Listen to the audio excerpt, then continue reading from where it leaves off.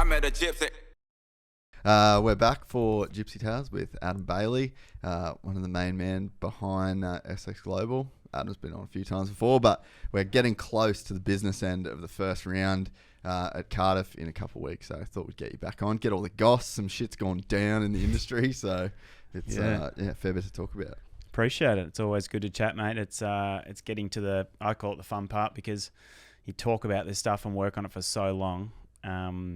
I think when you get this close, it starts to fall together and it starts to become really exciting, because now you know that it's going to happen, and you start to get more pumped. I think months ago it becomes a bit of a grind because you're just working and working and working, but it seems like there's no end in sight. But now it's all starting to come together, which is awesome.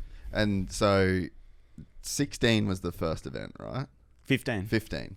So you go 15, 16, 17, 18, 19, and then we have some COVID years off. Every year you guys stepped up those events. So I'm sure, even though you'd done it before the year before, the fact that it's bigger, more people, more money, more sponsors, it probably doesn't let you rest in that. And then I imagine this time it's like you've had 2 years off since Marvel, and it's a World Supercross, and it's a series, and so even though you've done this before, this probably still feels like the first time in a lot of ways. Yeah, and what we're doing is obviously a completely different scale. And in all levels, from the production to the race teams, and at the same time we're working. This year was always going to be a pilot season, and really to try and get any events up this year was always going to be a stretch, because we only sort of signed the deal to have the FIM World Championship rights on I think it was Christmas Eve. Yeah, right. And so then we started building a team. Literally January started working. We obviously had the business in AME that Sando and I had, and we had to transition out of that. As moved my family up from Melbourne, sold a house, just bought a house, moved into apartment. So, really, it was only March when things started to settle in and started to get a team. I mean, our CMO Mick only started with us 2 weeks before we launched Cardiff, So and we obviously had good help with Tony's wife and their business and things to get us started, but really the time that we've actually had to build it has been really, really short. Even it would have been short anyway, but to build a team, onboard staff, move house, build an office, which we've done, all this stuff, and just to cram it in and get ready for this year was. Thinking back, it's like a pretty dumb stretch, but at the same time, we kind of had to do it, and I'm glad we did do it, because, we didn't want to wait until, next year, mid next year, to then prove what we can do and, start the ball rolling, because you need to start, you need to learn, and the quicker we could get moving, the quicker we could learn, see what's not going to work, see what is, and make sure that next year is our first full season is completely dialed. So it's going on the right track for that. What doesn't transfer over from running the events that you've run to now doing this series? Like, what's the new skills, new challenges? Like, what are the holes that you had from that you've had to kind of cover up this time? I mean, there's tons of similarities. There's obviously tons that we could take from AusX Open and take to this new business, because it is a whole new business. It's not the same business that was running AusX Open. It's not AME. This is SX Global, which is all new partners and investors, a whole new structure, ownership-wise and business-wise. And AME still operates, out of Port Melbourne, and my wife sort of does the most of the work there. So, there's similarities and learnings, but main differences really, I think, there's the scale, but when you add international logistics, when you add, the teams, and that whole component is a beast in itself to work through, as in the process of selecting 10 teams, working with them, building relationships with them. When we did the AusX Open, we would have the Australian Championship, and then bring out a couple of riders that we would negotiate have an appearance fee. This is completely different to that. But the biggest kind of challenge, I think, really is just international business and just learning different people, different cultures, different ways markets of working, different markets. Like the way we have to market in Cardiff isn't the same as Melbourne, and the way the buying habits are completely different. So, as we go into South America next year, for example, or a couple of events in Europe or the Middle East, how are they going to react to what we do? How do we need to market to them? How do they even do business? Like, we've got, we've had some hard learnings this year. We wanted to have a third event in Asia. We were told that things were great, everything's great for months months, and it wasn't great. It took me to get over there to actually see firsthand and go, this isn't going to work. We're not ready, or it's too risky. If we try to do this, you could undo all this work, and we can't afford to start this year with a misfire. So, we had to make the tough decision to say we're not ready to go there. And I think that's those learnings and learning how different cultures operate and different in different regions and things has probably been the biggest difference, which is it's a whole beast in itself.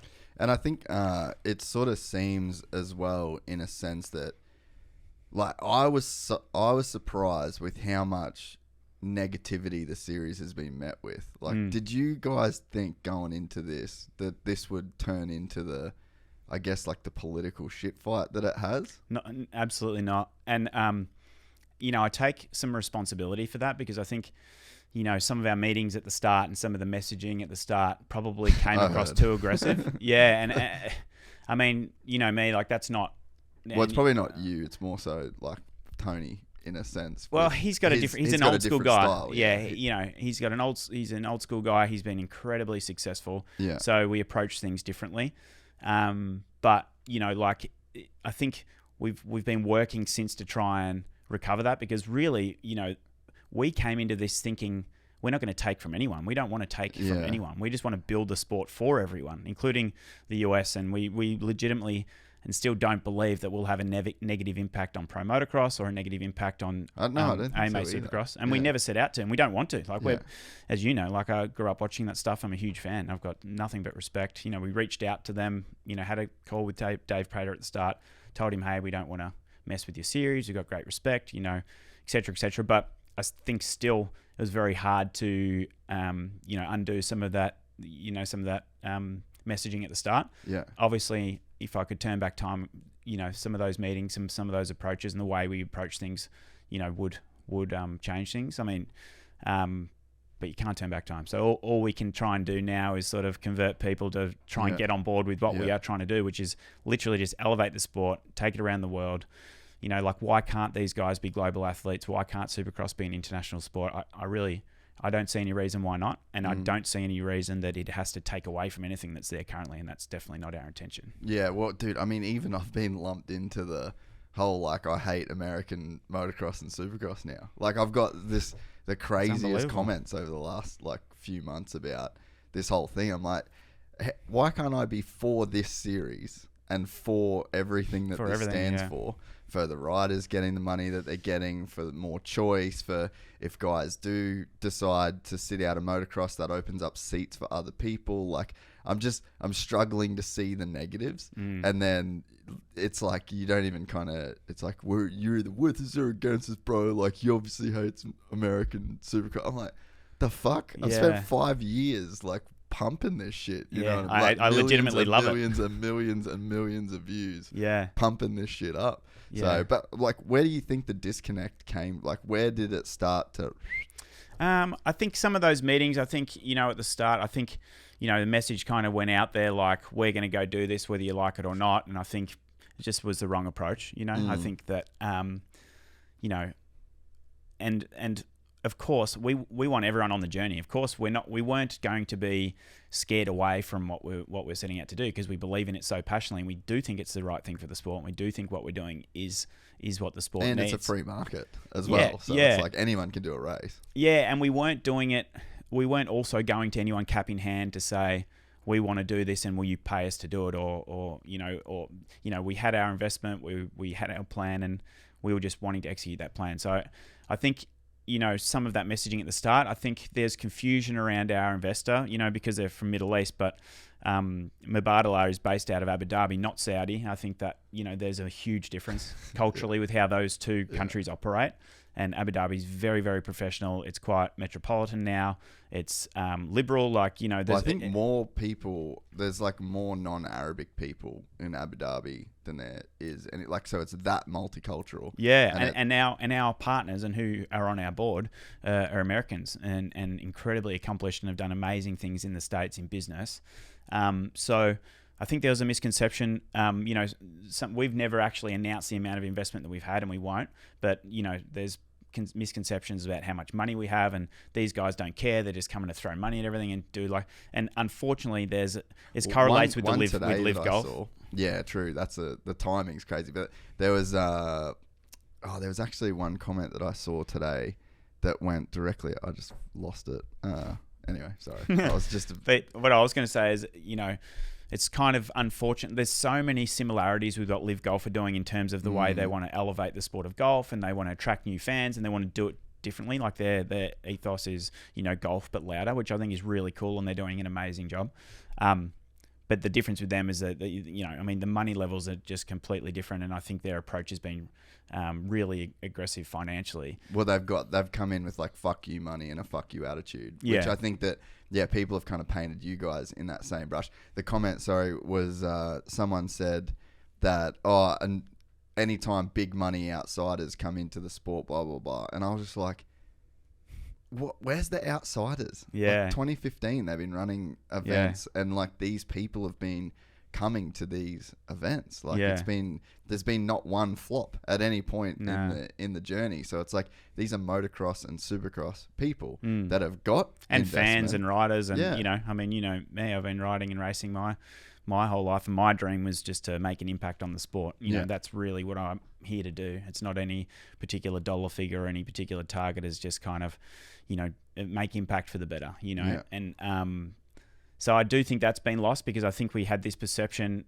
of being sort of a big corporate with ridiculous amounts of money, and we don't care, we're coming to take over everything. It's just not what we're here to do. It's just not what we're here to do. We're here to elevate it for everyone, and we've tried to correct that message. There's going to be people that will be against it no matter what, because they have they're very happy with the way they're set up in the States and the way it goes, and again, we don't think we're going to impact that, and we never plan to impact that. All our focus is on elevating the sport internationally, and we think there's a massive need for it, and it deserves to be. We think the riders deserve the opportunity. We think it helps open doors, like you said, in existing rides in teams all around the world. It'll help elevate the sport around the world, where currently practice facilities are lacking, opportunities are lacking for teams and riders, and all around the world.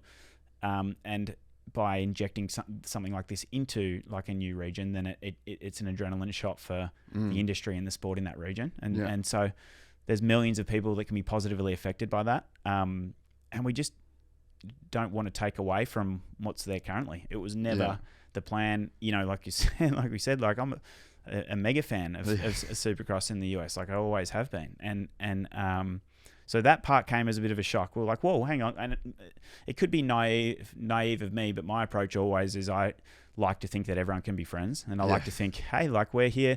And never in history that I'm aware of has our sport had an investor of the size that what we do have come into the sport, see its potential and want to elevate it like that. And I feel like we all should be seeing that as a huge opportunity as people within the sport, as opposed to it's going to take from anything, because I just don't think it will. Yeah, I think it was interesting. So like I obviously am in constant contact with you guys, and then there's other people I'm talking to, and I heard that there was like the initial meetings that just like didn't go that good. It was like a very different style of like people talking, I guess. But I think that probably wasn't like the gnarliest part of this. Like I don't think it was until it's, at least for me, like this is my detective, mind at work here, but it didn't seem like until Cooper started putting the heat on KTM that things actually kind of got serious for like the legitimate pushback that people started feeling. So I reckon maybe about like May, like early May, as Supercross started wrapping up, Coop wasn't doing the outdoors, and then I think that it seemed like, at least as soon as he started trying to put a program together, then I think what happened was people at KTM very connected to people at like the Pro Motocross Series. Obviously it's a very small industry over there, and then Feld, and then they've basically started to see like, so our marquee rider wants to take off motocross so that he can do the World SX Global and then Supercross again in 2023. And it seemed like to me that was kind of the start of it. And then now with like the Ken Roczen stuff. So in my head, in the times that I've kind of put out clips and content of talking about this, I'm like, I kind of saw that this is the way it should go. And so obviously Kenny gets his deal pulled this week, like in his words. And to me, I'm like, this sort of makes sense. Like, this is what Ken Roczen should do.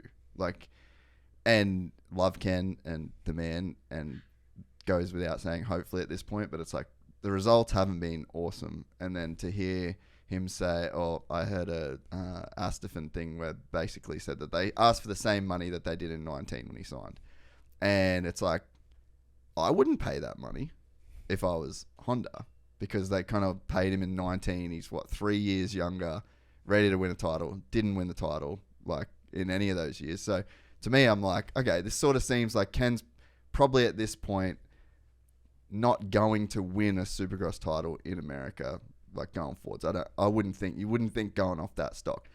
There ain't a problem with that.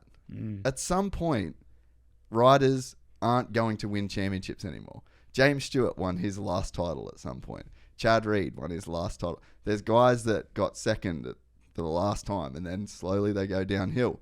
And it's like, I'm not mad at a guy like Ken putting together his own deal, racing some Supercrosses in America, and then doing his SX Global deal, taking his brand global. Because I think, I was sort of thinking about this a bit last night. You see with like Chad, right? It's almost like he hung on to the trying to win titles thing for maybe a few too many years. And they kind of like burned out the last good years of racing. And then he has that time off. And now you see him, he's got the YouTube channel. And it's like, there was like this 5-year grind that he went through, like trying to get back to the top. And it's like, Kenny's kind of in that period right now. Like, let's say he signs for a lesser team, and then he's even further away from winning a title, and even further, like, you know what I mean? Like, you're just kind of getting further away from the goal. So it's like, call it now in terms of like what it is, and be like, I'll commit to doing these races. I'll do my own thing. Like, look at the way that, you know, Toby with the right management can race all over the world, make money at every race that he does. Like, I just see this as more of an opportunity for guys. And I mean, honestly, Coop might be in that same boat. You know, like, it might be really hard for Coop to legitimately win titles going forward. So it's like, this to me looks like a really good opportunity to keep racing. Like, Kenny could win the world championship, and then there is another title, you know? So I don't know. Like, to me, I just feel like this isn't as bad as what we thought. And if you get a guy like Coop that's not doing the outdoors, like, that's sweet. I don't know that you need those guys there. Like, the fans were crazy at the races this year. They're gonna be crazy at those races, no matter if a couple of the, you know, Supercross only dudes aren't there. And then that only gives more of a chance for the other riders that, you know, might be struggling to get rides, or like Alex Martin, you know, he retired. It's like, just be a motocross only dude and race for another 5-6 years. Like, if there's a spot there. So this whole time I'm sort of sitting here thinking like I get why they're freaking out, but I think that it's just driven this crazy wedge and, you know, pulling contract. And I'm just like, this is getting fucking gnarly. Well, you know, the way we've always looked at it and the way I feel really passionate about it is this is an opportunity also to elongate their career. I mean, Justin Brayton's kicking ass. I mean, you look at it, he got 9th in the AMA Championship this year. And, you know, he's 38 years old, you know. So the reality is that Supercross is less taxing on the body than racing motocross throughout the summer. So, you know, this decision, you know, I legitimately think it could reinvigorate Kenny, and he could be like, for sure, like, I'm relaxed, I'm enjoying myself, you know, and let's go. And he's obviously got the speed to, you know, he still won the opener this year. Like, he's an incredible he won athlete. 2 races this year. I mean, he's amazing. So I actually think it could, rather than being necessarily a downward trajectory, it could be a reinvigoration where they're, you know, enjoying themselves, traveling. But the other thing is, you know, we've obviously, since we started this, you know, heard so much feedback about the amount of racing they do in the US, and It is so much. It's so taxing.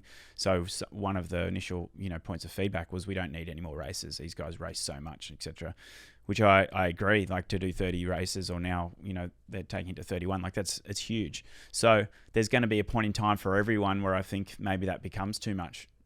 But if they switch to a Supercross only approach, then they may be able to elongate their career. They may be able to invigorate themselves or be Supercross specialists so that they do even better in the US as opposed to spending half the year doing outdoors, So, but I think the thing is there's no one size fits all for everyone. It'll be different for everyone. They're all they're different people, different career paths, different goals and aspirations, different stages of life. Some may decide to skip motocross altogether. Others will do their time in motocross around the world, because you don't become a Supercross rider without doing motocross first. So it's a natural progression. So that's why, the concept of taking away from motocross, I just don't agree with, because you can't race at a world championship level in Supercross unless you've done a hell of a lot of motocross and come through the stages of your career. So, I think that it should be celebrated that someone like Brayton can race for as long as he has, because he's really been doing this for a long time already. Yeah. He's been doing Supercross in the US, then he'd come to Australia, or he'd go to Europe, or he'd do, obviously Paris or Geneva or whatever races around the world as opportunities to make money in, his American off season. And it's been really successful for him, and he's enjoyed summer at home with his family. And I think it's been able to give him a longer, more fruitful career by making that call.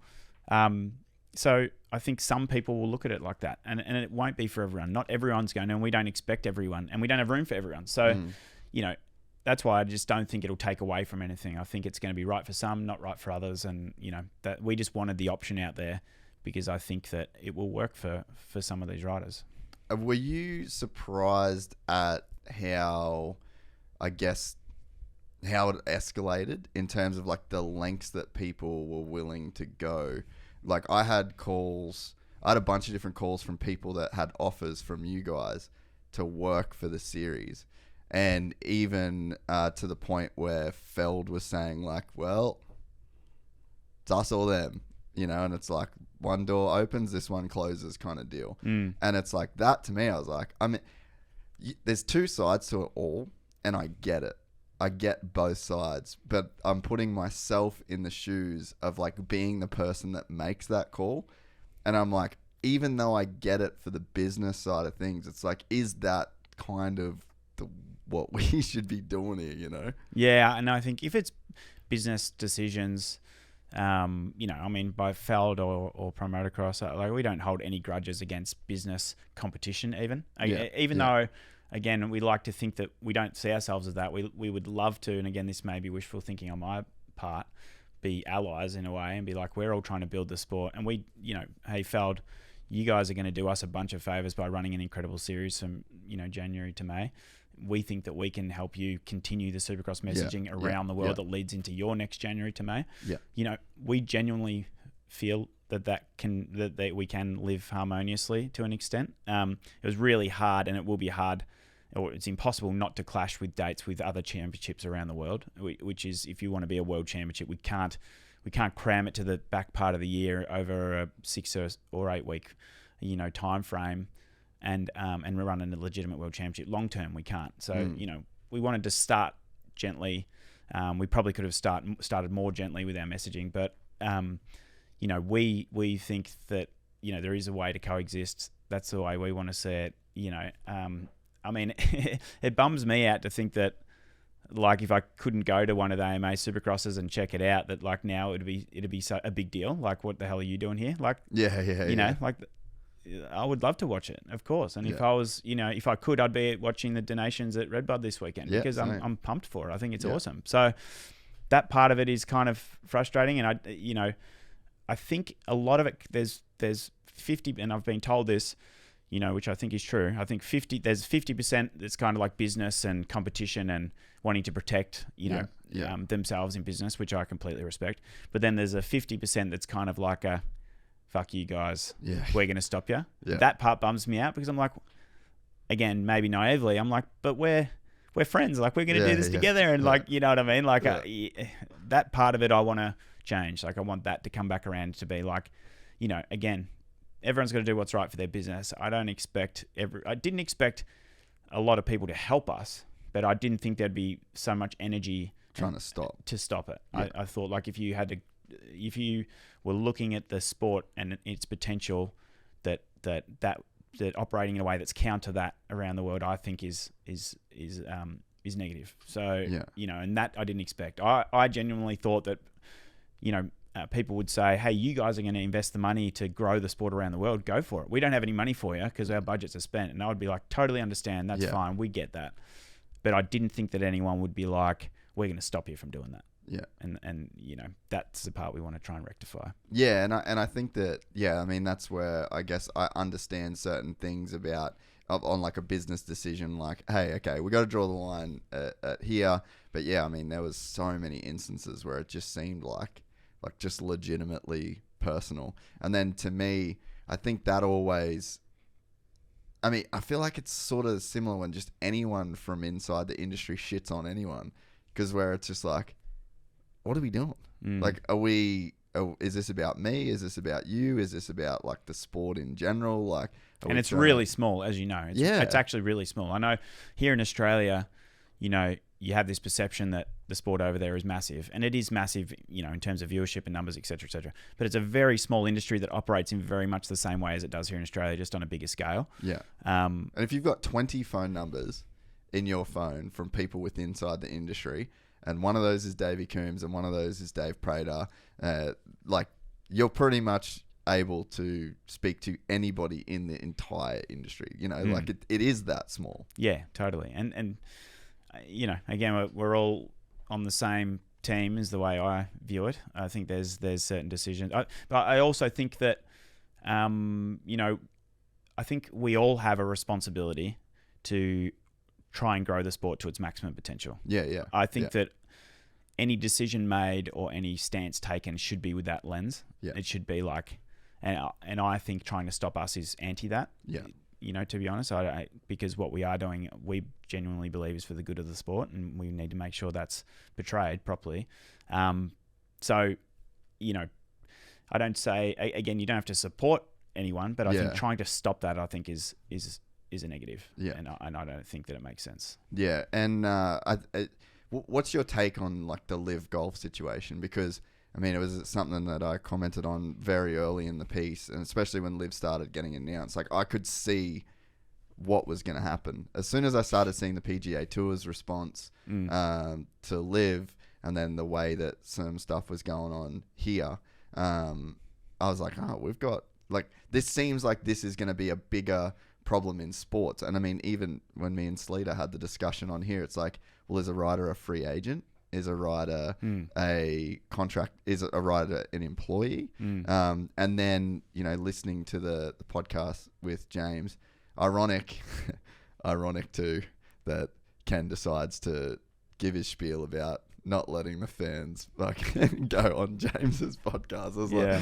I imagine the internals of James during those sentences. I thought it was really cool. I think, James is doing a great job at the moment. He's doing a real good job. Yeah, and I thought it was cool, and obviously Kenny's stance on the whole thing. I mean, I have so much respect, for that, because, and I think it's smart long term. I genuinely think it's smart. I think that he and Steve got together and were like, if we disappoint these fans, this is going to be, a big problem.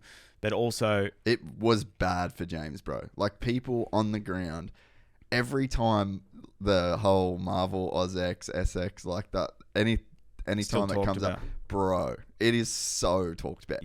That was a character building in our business careers, that's for sure. That would have been hectic. Yeah. But yeah, I think, huge respect for Kenny to make those statements, for doing whatever's right for him, and I genuinely believe that, that he has put the fans first in this instance, and I think that's amazing.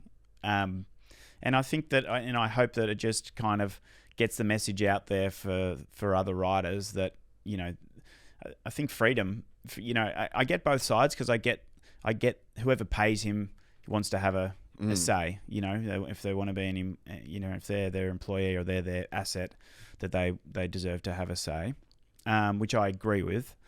But I also, on the flip side, again, say I still think there's a responsibility to build the sport do what's right for the fans, and stopping him racing would have been terrible for the fans. Like for us, it would be bad for our brand, of course, but in the majority of the case in both regions, we've sold their tickets. You know what I mean? So it wouldn't have had it would have an impact on our brand, but for his brand particularly, and I even think, for their brand, I think it would have had a bigger negative because there's fans around the world, and get back to the reason why we're doing this in the first place. There's fans around the world that want to see these guys. He's a European rider. Yeah, like English is his second language. That blows your mind because you know what I mean. But there's millions of fans around the world that will never get the opportunity to go to the US and see these guys compete. And if you're in the US, I said this to Jason Wygant the other day, you're so spoiled. You have no idea. Like if you're in California, you see these guys 9 or 10 times a year. You can go down to the practice track during the week and check and ride with Austin Faulkner if you want to. You know what I mean? Like for people here and all around the world in other regions, that's ridiculous. Like they're like, these guys are rock stars in Europe, but in the US, you kind of like, I get to see them all the time, so that's the way it is. But it isn't the way it is everywhere else. So we got to.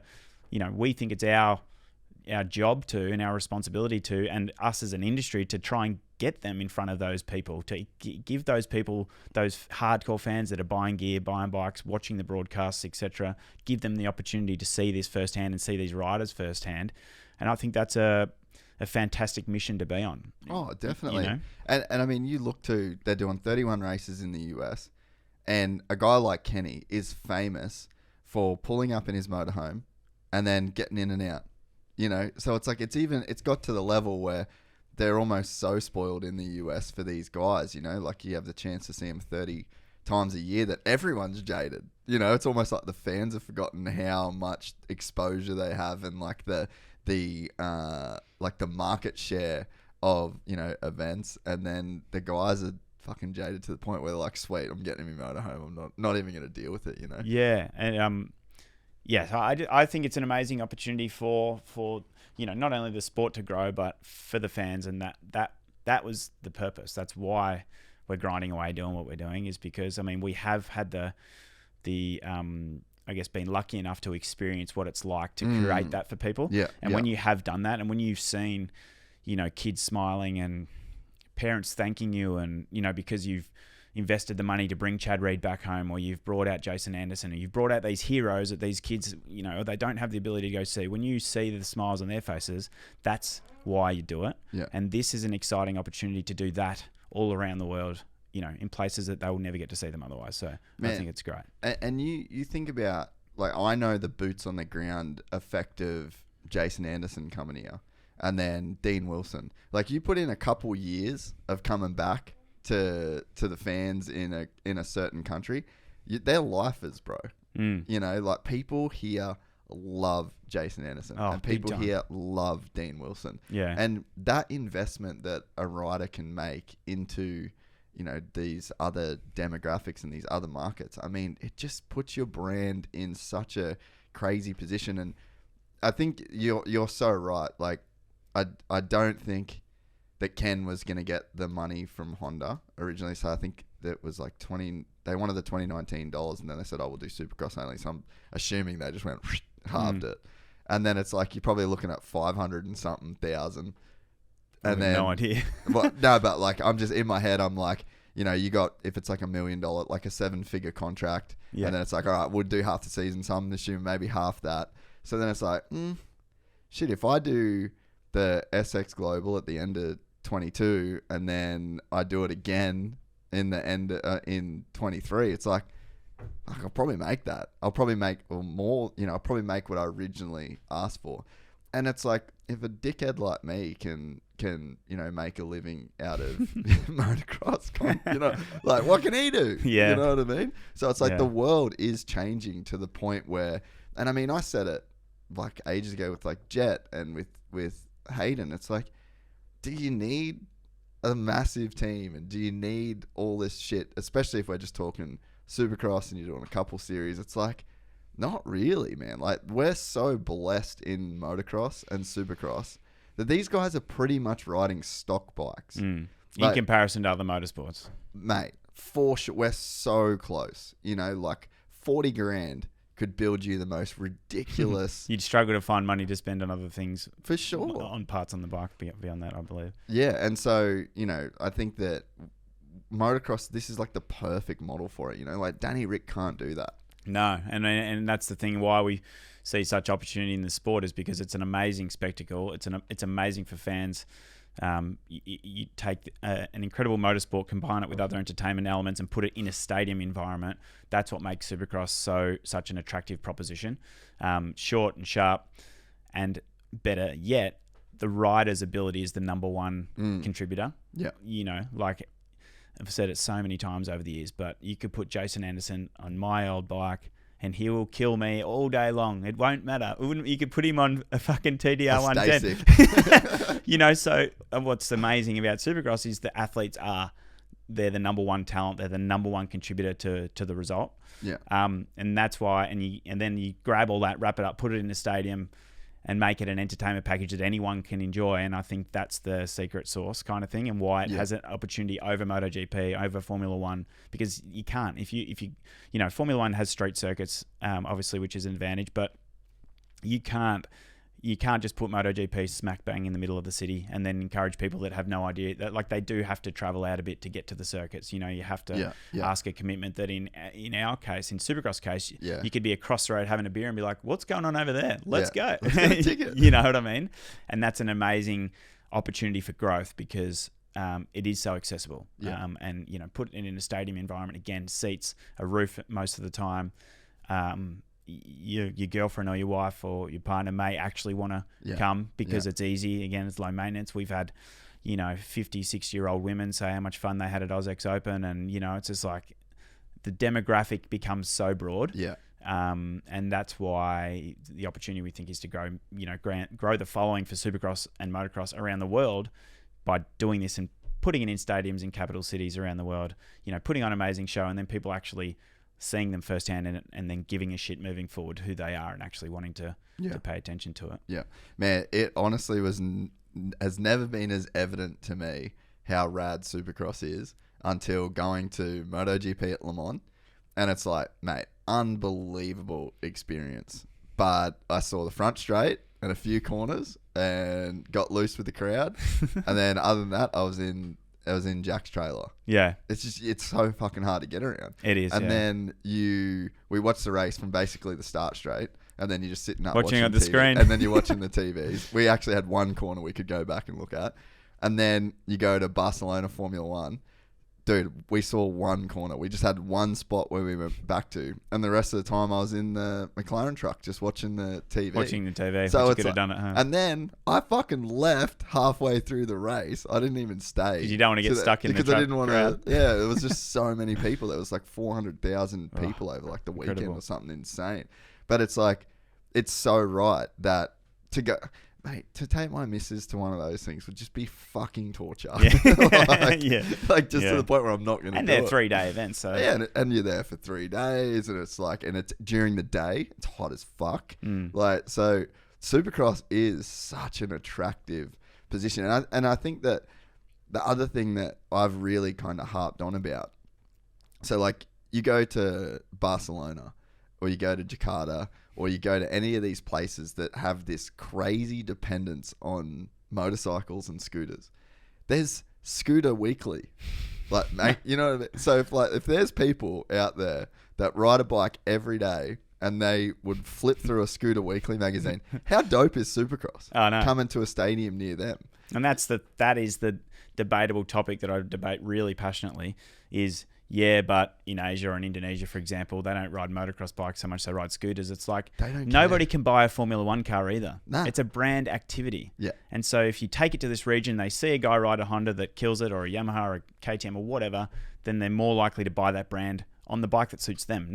They might not necessarily buy a 450cc motocross bike, right? They're right for very few people. So not even me. Yeah. And so... but that's the way we got to look at it, and that's how Formula One looks at it. That's why Mercedes spends so much. It's to prove their capability at building amazing cars and technology, not because they're going to sell Formula One cars specifically out of a shop. Yeah. So that's why we believe going to these new regions is powerful for the brands, and that's why converting new people to pay attention and look at it is something that will, change the game. Man, I lived in Bali for 6 weeks at the start of this year. And so I was just on the scooter every single day. And mate, the amount of like Repsol, Honda liveries getting around, and people that have got monster stickers on their helmet, and people that have got pipes, aftermarket pipes on their scooter, they froth it. Yeah. And like, if you actually put some boots on the ground, then you'll realize that these people just love two wheels. Jack Miller's second biggest engagement on his Instagram is Indonesia. Yeah, really? Yeah. So it's incredible. Like, it's real, man. And for whatever reason, like, people just don't seem to want to acknowledge it, And I mean, Indonesia sells between 5 and 9 million motorbikes a year. It's massive. It's about 10 times what they sell in the US. Granted, more motocross bikes. The US is the biggest in the world, bar none. But motorcycles, and they still buy tires, they buy oil, they buy safety equipment. Indonesia is I think it was nearly 6 million last year, but it's been as big as 9. India's like 10 million. Yeah. You're talking massive concentration. Let's get 1%. Of sales. Yeah, just get Let's get 1%. Get a tiny amount to care to care about. What we do. To care about the brands that are involved and pay attention, regardless of them ever buying a motocross bike, they'll buy a motorcycle. And of course, we hope that we'll convert, a number of people into motocross or buy mini dirt bikes, and how that's how the ecosystem works. But yeah, we just see it as far bigger than just a motocross market. It's like saying that. Oh yeah, people aren't interested in sharks because you can't buy one. You don't have Goldfish Week on Discovery Channel. You have shark. No one can buy a fucking great white shark, but it's the apex predator. It's the top of the food chain. Like, people like lions. Not many people can buy them. It's like, I just think that whenever you've got the top level, like, people are interested in the top level thing. Like, something that's a Tour de France. Like, who's the fuck's ever going to I'm never going to ride up one of those mountains, I'll tell you. That's what you want to see, though. Like, you want to be the person that's at the lowest level of that activity, and you want to see what someone is actually capable of, It's like my missus, she was riding the scooter in Bali flat out, right? Zero interest in bikes at all. Now, because she's been on the scooter, she can look at a MotoGP bike and she have some appreciation. Yeah, she gets it. Like, she can actually watch it. She's like, mind you, riding a scooter in Bali is more dangerous than MotoGP. yeah. Like, well, you actually got more skill than them, but it's that same, thing. It's like, that's the lowest level of that activity. And then once you can relate, you go like, what? He's dragging his forehead on the ground. Like, how is that possible? And it's like it's such quick math for people. And I think that's where there is so much excitement. So to go to places like, Indonesia and India and all of these places where motorcycles are the main form of transport, and Scooter Weekly is one of the biggest selling magazines. It's like, that's where we need to get the PR team onto that. I mean, I've never met anyone in the world, and I'd be shocked if you ever did meet someone that saw Supercross and was like, man, that's pretty lame. Yeah. No one. Like, MotoGP athletes the same, Formula 1 athletes the same. There's no one, if you took them in front of it, wouldn't be blown away by what they do. Like, it's impossible not to have. It's like, same with MotoGP for me.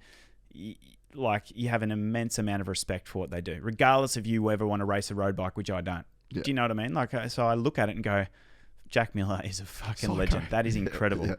And so Supercross will be the same. People will see it and be like, this is unbelievable. Like, I mean, I watched it on TV a couple of times. I saw it, but I didn't realize how big the jumps were, how full on it is. Like, how do they do that? And it's superhuman, and it is. But you got to expose them to it, for them to get the opportunity to actually, be converted like that. Yeah, no, completely agree. One thing I found interesting with the Kenny chat as well, and it's something that me and Sleater went back and forth on, was just about like the legalities of the contracts. And especially because Sleater's pretty much saying like, well, everyone's locked up with their deals for 2023 for the most part. And I was like, true. But I wonder, and I think Kenny's contract kind of half speaks to this. Like, we've got a little bit of insight into it now. The fact that Feld has now come out and Pro Motocross with the new Super Series, whatever it is, like, you've changed the races. So for a guy that's signed a deal to race X amount of races here, X amount of races there, and then be done, I'm actually sitting over here being like, I bet there's some lawyering that could take place there. I mean, I bet that there's some, like it probably isn't specifically worded. So then that's when a lawyer goes in and says, this is the clause, and then this is how we're kind of out of this. Then, that's when you get some lawyering take place. But I think Kenny's interview kind of spoke to that a little bit, where he's like, it's not in my contract that I can't do these races. And I've committed to them, and now I'm going to stand with that commitment. But I wonder and I think if these events are as good as I feel like they will be, if maybe people will look at these deals and go like, I don't know about this whole super motocross thing. Like I said it in the Townley podcast, that it seemed crazy to me when I heard one of the spokespeople for Feld come out and say, like, we've listened to the riders and we all know that what they want. And then it's like 3 sentences later, we've added a race and we've extended. And I'm like, what rider did you listen to? I don't know. I mean, which one? Because I don't know any of them that have ever said, please extend our series. No. And please keep us here. And that was obviously the message given to us, at the start, the immediate pushback, because we don't need more races. These guys are already stretched. They already get injured too much. So, which we agree with. Like I said before, it's a massive, massive commitment and a massive, massive season. So, I thought that was interesting because, my knowledge or my what I'd been told was that they didn't want more races, and the industry didn't need more races. They needed to maximize what they have and all of that. So I did find that sort of interesting. And so if we unpack it a little bit with a tinfoil hat on, it's like they've got the Supercross series, and then they've got... So did they take a round off Supercross?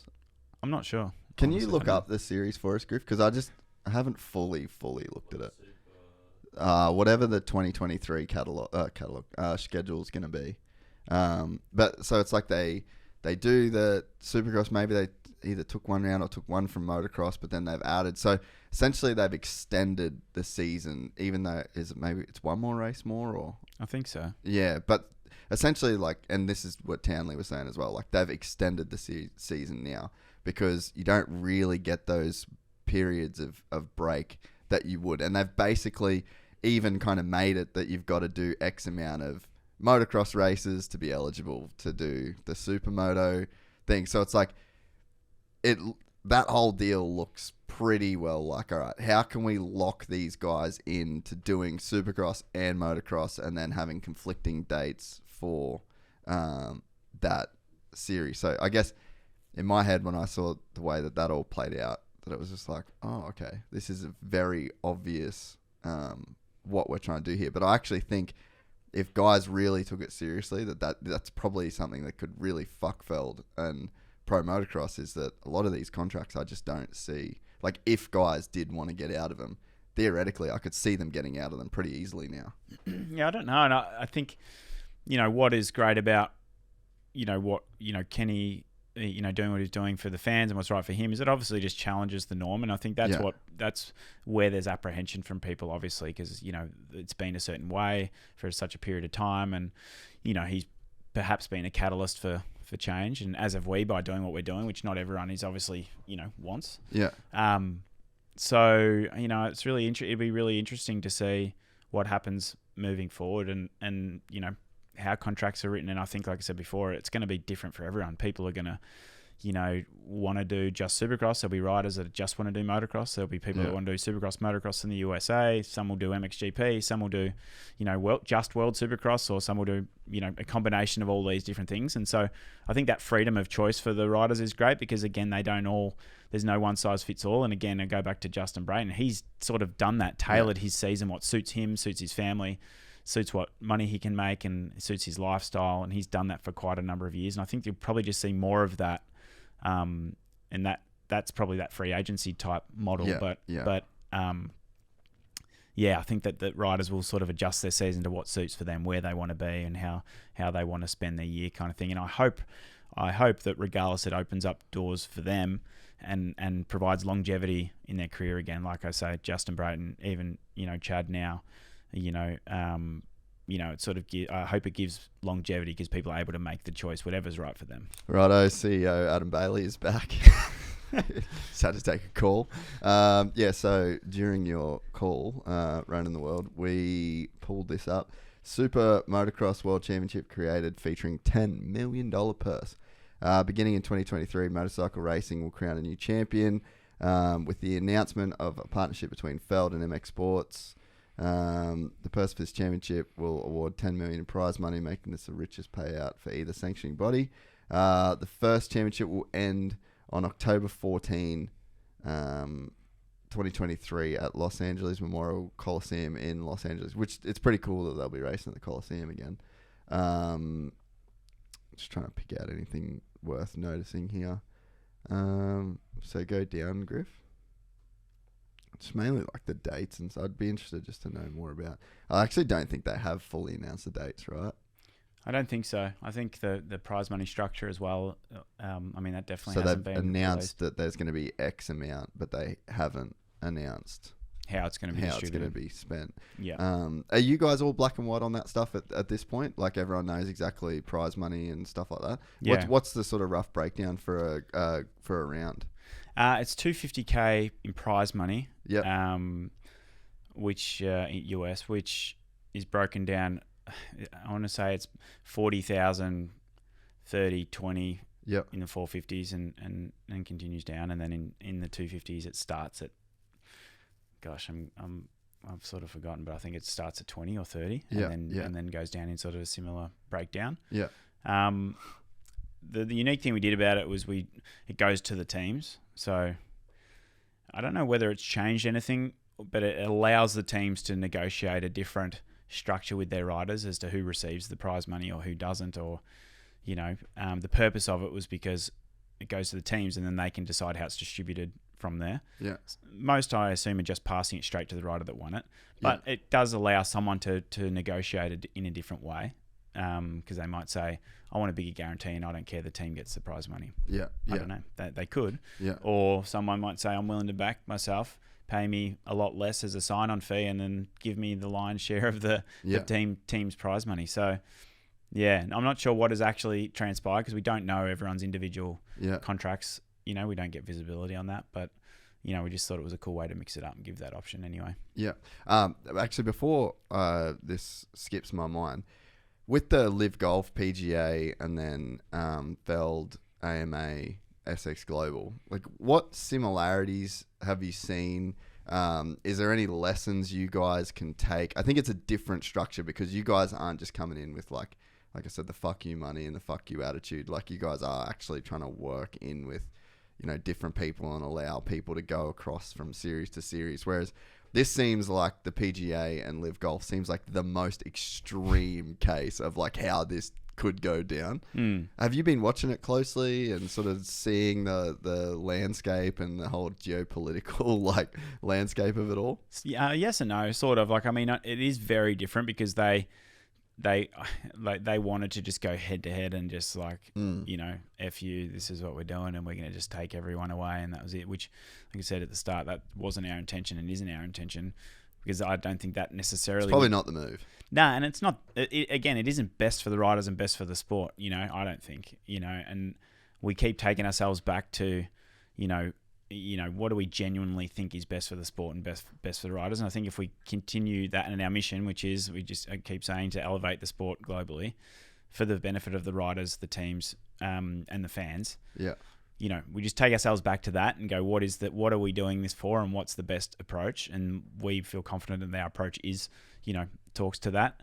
I think a super aggressive kind of approach, we don't have that sort of money anyway, and it's just not our, we set out a business plan when we started this that we're sticking to. It wasn't a kind of I feel like they, just open checkbook, win at all costs, whatever it takes. Win at all costs. That's, we believe that, we have the right plan in place that will succeed, but we're here for the long term.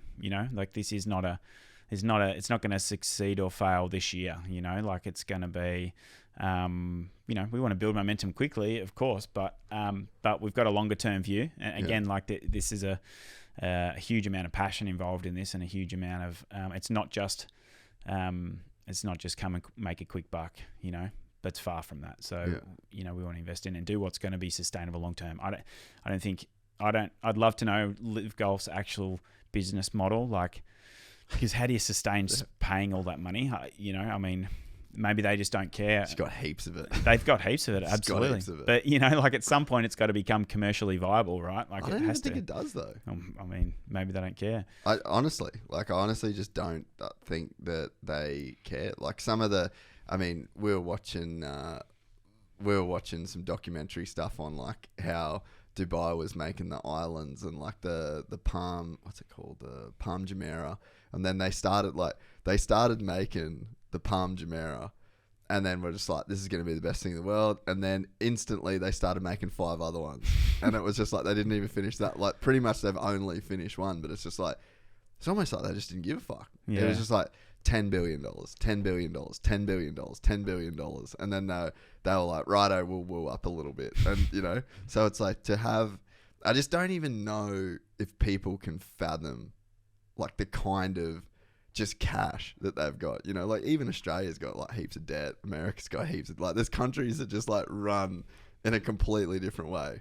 And those countries, people don't even know the money they have. And it's when you're talking billions and billions and billions, trillions of dollars, I just don't know if they need to make it viable. So you guys are in a very different position. That would be fun though. Let me tell you. It would be fun. But I think you're seeing what can happen when you got that kind of money. Live Golf's fucking dope. Yeah, it is. I think regardless of the money, they're doing an incredible job, because I think 100%. The content they're producing, they're revolutionizing the way the game is played.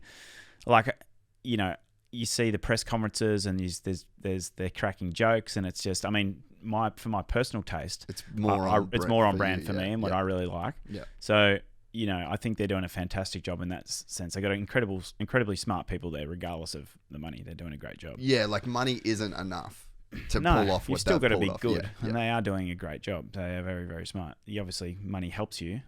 There's no question. But for us, it's been a proper business plan pitch. This is what we want to deliver over 5 to 10 years. This is the plan, and this is what we're going to do.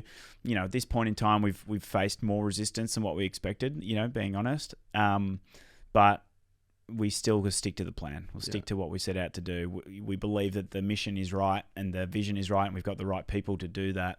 And that's sort of all you can focus on. It would be way too stressful to be worrying about what everyone's saying and thinking about this big war and this fight, because it's not in my nature, certainly, and it's not the way I want to live my life, thinking about how I'm going to F this or F that or that. I'm not interested in that.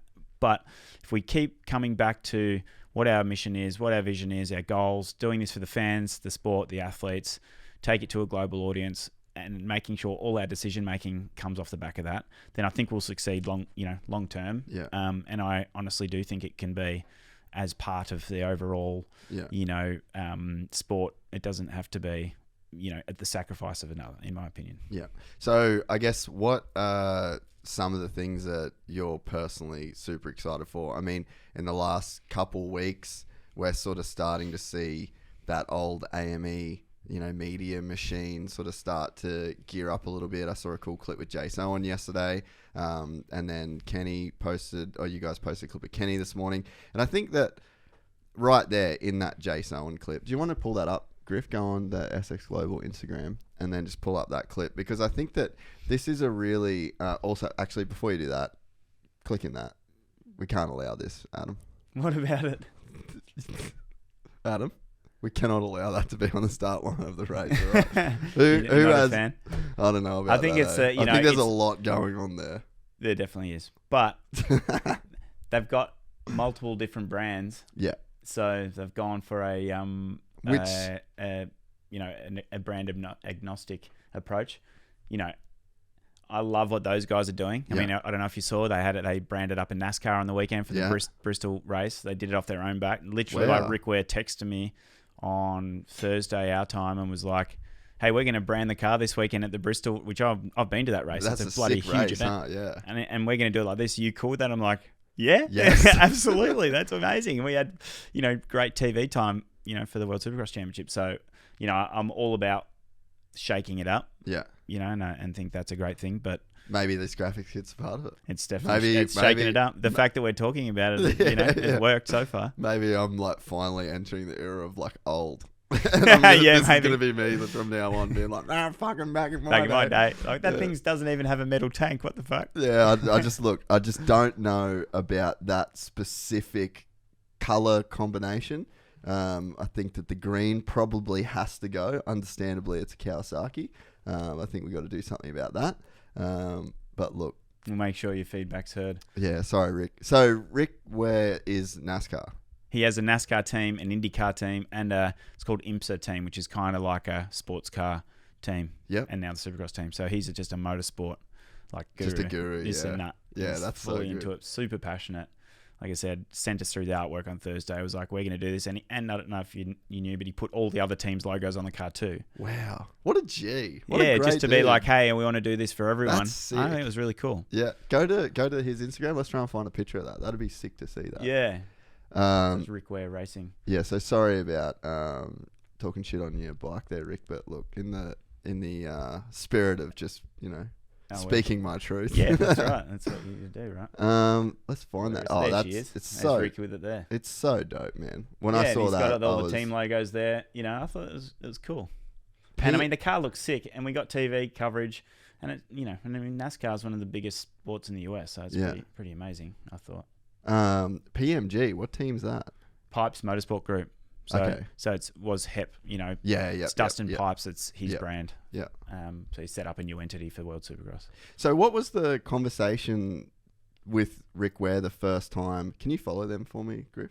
What was that conversation like? I mean, I think that was kind of the model, that you wanted. You wanted people from outside the sport to come in with other racing backgrounds, and then there was a specific business model on your end around the teams getting paid to be there. So when you got a guy like Rick Ware that calls you and says like, we're interested, I mean, how does that conversation go, and is it exciting? Because that's almost a proof of concept at that point. It was a proof of concept, as was MDK, in the same way, because he has a motorsport team but has had a Supercross team in the past, and so has Rick, actually. So, it was a proof of concept in that way. What I think is the proof of concept that I like were two things. One, I like that Rick's got different manufacturers and I bikes, love that too. because it's kind of interesting, and it's like... That's important, I think. Yeah, it is important, because it's like, he selected the bikes that work for the riders that he's got, which I think is really, really cool. And it's just different. I think like... What we're excited about is it's different. We never, again, set out to be the same and just take Supercross around the world. What we set out to is to create something different formats, different team structures, and I think it's something that's interesting. But what resonated with me and basically all the team owners, to be honest, but including Rick, is just this passion, this belief. Like, I believe in this thing. I think it can be. That's why they're the right teams, because I believe that it can go around the world. I think this thing could be huge, and we're with you on the journey, and that's the feeling that we're getting from all of the team owners. Yeah. And that is what solidifies that they're the right ones. I mean, him doing that solidifies to me that he's committed to what we're trying to do. He could have done that. He could have given that car to one of his other existing paying sponsors as a sweetener for them. Yeah. And for a huge race, and he's done it for World Supercross because he believes in it.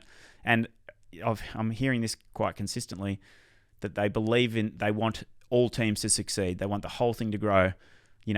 Generally speaking, all the team owners see the benefit for all of the teams, for them all to succeed, as opposed to like, well, fuck them, I just want to win. It's like, it's not that. It's like, they don't all love each other, and it's going to be interesting because there'll be, clashes and fireworks at times for sure. But there is this mutual understanding and agreement that this is for the sport, and we need everyone to succeed, and we're on this journey together, that's what makes me pumped. Yeah. And I think that the big thing of having different manufacturers under one tent, I think just really goes to show the kind of way that you can build a program around for a guy like Kenny. I mean, and he's talked constantly about how he doesn't like the Honda. It's like, okay, well, what do you want then? And I think that like the MDK team's all on KTMs, but I think that they've got an agnostic livery. Well, Josh Grant's on a Honda. Oh, is he? Can you go to does MDK have a team page? MDK Motorsport, yeah. So it's funny, Griff and Rones actually were coming in every day being like, Chad signed into MDK, like before it come out. Yeah. I'm like, what the fuck are you talking about? And then they were going into seeing who people were following. So like you'd see on the, like a week before they announced, they'd start following that's Chad Reed. I love their setup too, because I think, again, manufacturer agnostic, all about the team logo and the team branding. Even the fact that, you know, some of the guys, like the gear is full. Yeah. MDK gear, like I think is cool. Like, I don't know. I just think it's different. Again, and that's what we want to set out to do is, you know, again, not take away from anything, but do something different. Yeah. Build something new. And I think that's, you know, a proof of that there. And I think it makes it exciting and interesting. Well, and if you look at, so we've got Bogle and we've got Grant, and then who's the third? Derek Drake. So you've got Bogle, Supercross champion, who goes into the 450 class and has like decent results, but it's just not there to be a championship guy, and it's hard to justify that investment. Should he be done? Of course not. And he's got amazing flair, amazing personality, he's an amazing character. One of the coolest guys in the sport. Exactly. I mean, you need people like that to have their career continue on. Same like a Colt Nichols, obviously racing with Rick Ware. Like these guys are way too good, way too talented, and way too charismatic, cool, you know, aspirational to not have them racing because they can't get, you know, a good enough deal in any particular country. So, yeah, I think that's what makes it super exciting. Yeah, and yeah, completely. Like you can't have... And him racing at 250, I think, is amazing. Back, yeah, and that's probably where he should be. You know, it's like not everyone is going to be able to be a 450 Supercross champion, and then you've only got a certain amount of lifespan to prove. You signed to a 450 for a factory team, and it's like you're either going to be the known B dude that supports the kind of the A guy, and then you're there for a few years, you bring other shit to the table, and then, you know, you get moved on. But as soon as you're a guy that is bought into the team to win a championship and you don't win, and it's like, okay, well, you're not going to win. And I think that's kind of what's happening with Kenny, you know what I mean? But it's like that cannot be a death sentence. No, and because it happens to everyone. Of course, at some point. But it happens to people, and they're young guys. Like 30 years old is not old. No. You've got a whole life to live and a whole career and, you know, opportunity to make money. And, you know, I think it's a brutal sport because it is such a young man's sport, but it doesn't have to be brutal. Yeah. Where you know, charisma and cool factor and fan appeal. Dino Wilson, another perfect example. Such a cool guy. So fucking awesome for the fans. So awesome for the sport. You don't want to lose him because the opportunity's not there for him anymore. You know what I mean? Or he's not, you know, or for whatever reason, a young guy comes up and he gets pushed to the side, and it's like, it shouldn't be like that. And but what I also love about what these guys are doing and putting, you know, Bogle on the 250, I think like it's a really cool strategy play from a team perspective, because what we've created obviously is that there's a teams world championship. Yeah. So you may see teams put really good guys on 250s to boost their points out of that class, as opposed to it all being about the 450s. Just stacking the 450s, yeah. Yeah, so I think that's interesting because like it will have value for those guys, for the team to win the championship, not just the individual rider. So I think that's there's a monetary incentive there? There is, because the prize money again is a pool that goes into the team. Yeah. So there is. So they may, again, it could be a strategy play. Like Shane McElrath riding the 250 for Rick Ware. You know, these guys have got Bogle on a 250, you know, super established riders. So that, you know, does it mean that they can pull more money in for the team because they're putting someone in there strategically, or gain more points? You know, I mean, they got Cole Seeley on a 250 with Moto Concepts. Like, these are some seriously good guys on 250s. Insane, eh? You know, so I think I like it. It's just, you know, points of interest really. And so, who else we got team wise? Maybe look up Moto Concepts, because I mean, they're probably going to be one of like the coming in straight away, one of the most established teams, I guess. The MDK thing. How was there any like controversy of him like leaving the sport like originally? Was there any kind of fallout there that you can remember? Because that was sort of like, I've kind of heard some things, but I haven't really looked too into it. Not really, very minor. A couple of things were kind of said on social about the exit of the sport, but you know, knowing a little bit more about it, like I think you know, it's just business. Whatever happened was just business. I don't think, and knowing these guys and then spending time with them, they're really good people, So for me, it kind of like clarified that point. You know, it's kind of these people are great people. Like they love the sport, they're into the sport. Do you know what they've been doing in the gap? Well, Mark Kwame is a really successful venture capital guy. Oh, okay. So he's very, very busy. But they've set up MDK Motorsport as it's a Porsche racing team. Yeah. So he races himself. He raced Le Mans this year. Oh, wow. Like legit racing, and they have legit, drivers racing in their team. So that's where that focus came about for them, and that's what they've been doing. Yeah. But then, when this came about, Nick Way is close to them, has been this whole time since back when he used to race for them. Well, that's a good sign then. And he connected us. He contacted me and was like, Mark would be interested. And, as soon as I spoke to Mark, it felt the same way. Like, these guys are into it. They get it. Yeah. They want to see it succeed. I feel like if you're still cool with Nick Way, then that probably any of the internet stuff's probably bullshit at that point, because he's like a fucking dude. Yeah, he's a great guy. So... yeah, and they're again another good asset, and these guys with Moto Concepts, again, so passionate, unbelievably passionate. Like Tony Alessi is, God, he's so passionate. He's a G. Totally. But straight into it. Yep, we're in. Let's do this. Voice their opinions, which I think is great in a productive way. Went out to get Cole, which I think is amazing. It's going to be again incredible for the sport, because he's got fans all around the world that have never seen him too. Yeah, and frankly left the sport too early. It was a shame to have lost him from the sport when we did. So well, you look at his championship battles with Jason Anderson, and then Jason Anderson's still right there. Yeah, totally. It's going to be interesting, I think. He's legit. So it's going to be pretty cool. The MDK thing was interesting on a personal level, because that was JDR basically just bought that entire operation. Right, I didn't know that. Yeah, so that's why I was kind of like a little bit curious about where it all come from, because when we went over there, that team basically stopped in like the GFC, basically, like the height of that whole, the US downturn. And it makes sense, right? Venture capital, heavily involved in business of, Mark was one of the original investors in LinkedIn, for example. Like they, heavily involved in business, and they do amazing things.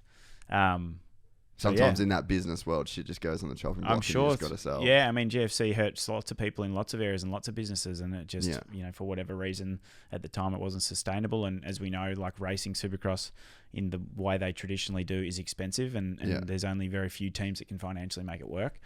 And back then there wasn't a model for teams really to make money. No. And in Supercross, it's still the same way. Yeah, exactly. And that's, again, why we wanted to set out to change that, because you don't want to lose these great assets, be it teams, riders, what have you, from the sport, because they get churned and burned and moved out, Yeah. But MDK had a legit operation. Totally. They were podiuming Supercrosses with Tommy Searle. You had Nick Way that was on that team. Justin Brayton come through that organisation. Maybe Ryan Morris even before he went. So that was a extremely legitimate, and they made it work on KTMs before a lot of other people were making it work on KTMs. Yeah, as well. it's true. So it's exciting, and I think that you just see like the livery and the way that they've got the gear. It's all like, that's good to have them back, because they were a very like legitimate organisation. Yeah, a great contributor, to the sport, really, and that's what all of them. I genuinely believe all of these teams are. There's so much passion, which are, again, like I spoke to all of them multiple times in the lead up. And that's really what resonated the most, because this is a journey. It's a business where you're going into business essentially with these 10 stakeholders, and they can have a huge impact on your success. So you want them to be people that are forward thinking, that are innovative, that are willing to push the boundaries, that are willing to do things, to change the sport for the better, and be on the same team. Whether we all agree or not, there's obviously, like any business, there's times when we don't all agree, and we'll debate things out. As long as it's productive and moving forward, I think that's a great thing. Yeah. So then Moto Concepts, we got Vince Freeze, Justin Brayton, and Cole Seeley. So powerhouse team. Yeah, huge. Right there. Huge. Is for Vince and Mitch Oldenburg. Oh, yep.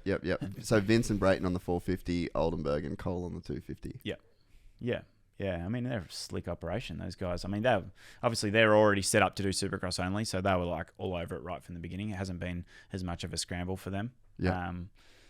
But yeah, I mean, I think locking in Cole was a really smart move, and they got a huge amount of attention, and he's, you know, super popular. And, you know, I've had a couple of phone conversations with Cole, and he you know, genuinely believes in what we're trying to do and thinks it's going to be great for the sport, and he's excited. And that's why, again, he's one of the right people, you know, one of the people we want involved. Yeah, no, definitely. Click on the WSX vid there. I haven't watched this one, I don't think. I enjoy racing hard, and I think there's some fans that like that and respect that. And there's some that you got to watch this one. with it. But is this good? Yeah, I'm going to keep riding my way. I think the World Supercross Championship is going to bring the most exciting sport in the world, in my opinion, all over the world. People are always going to. It's kind of good you guys have been.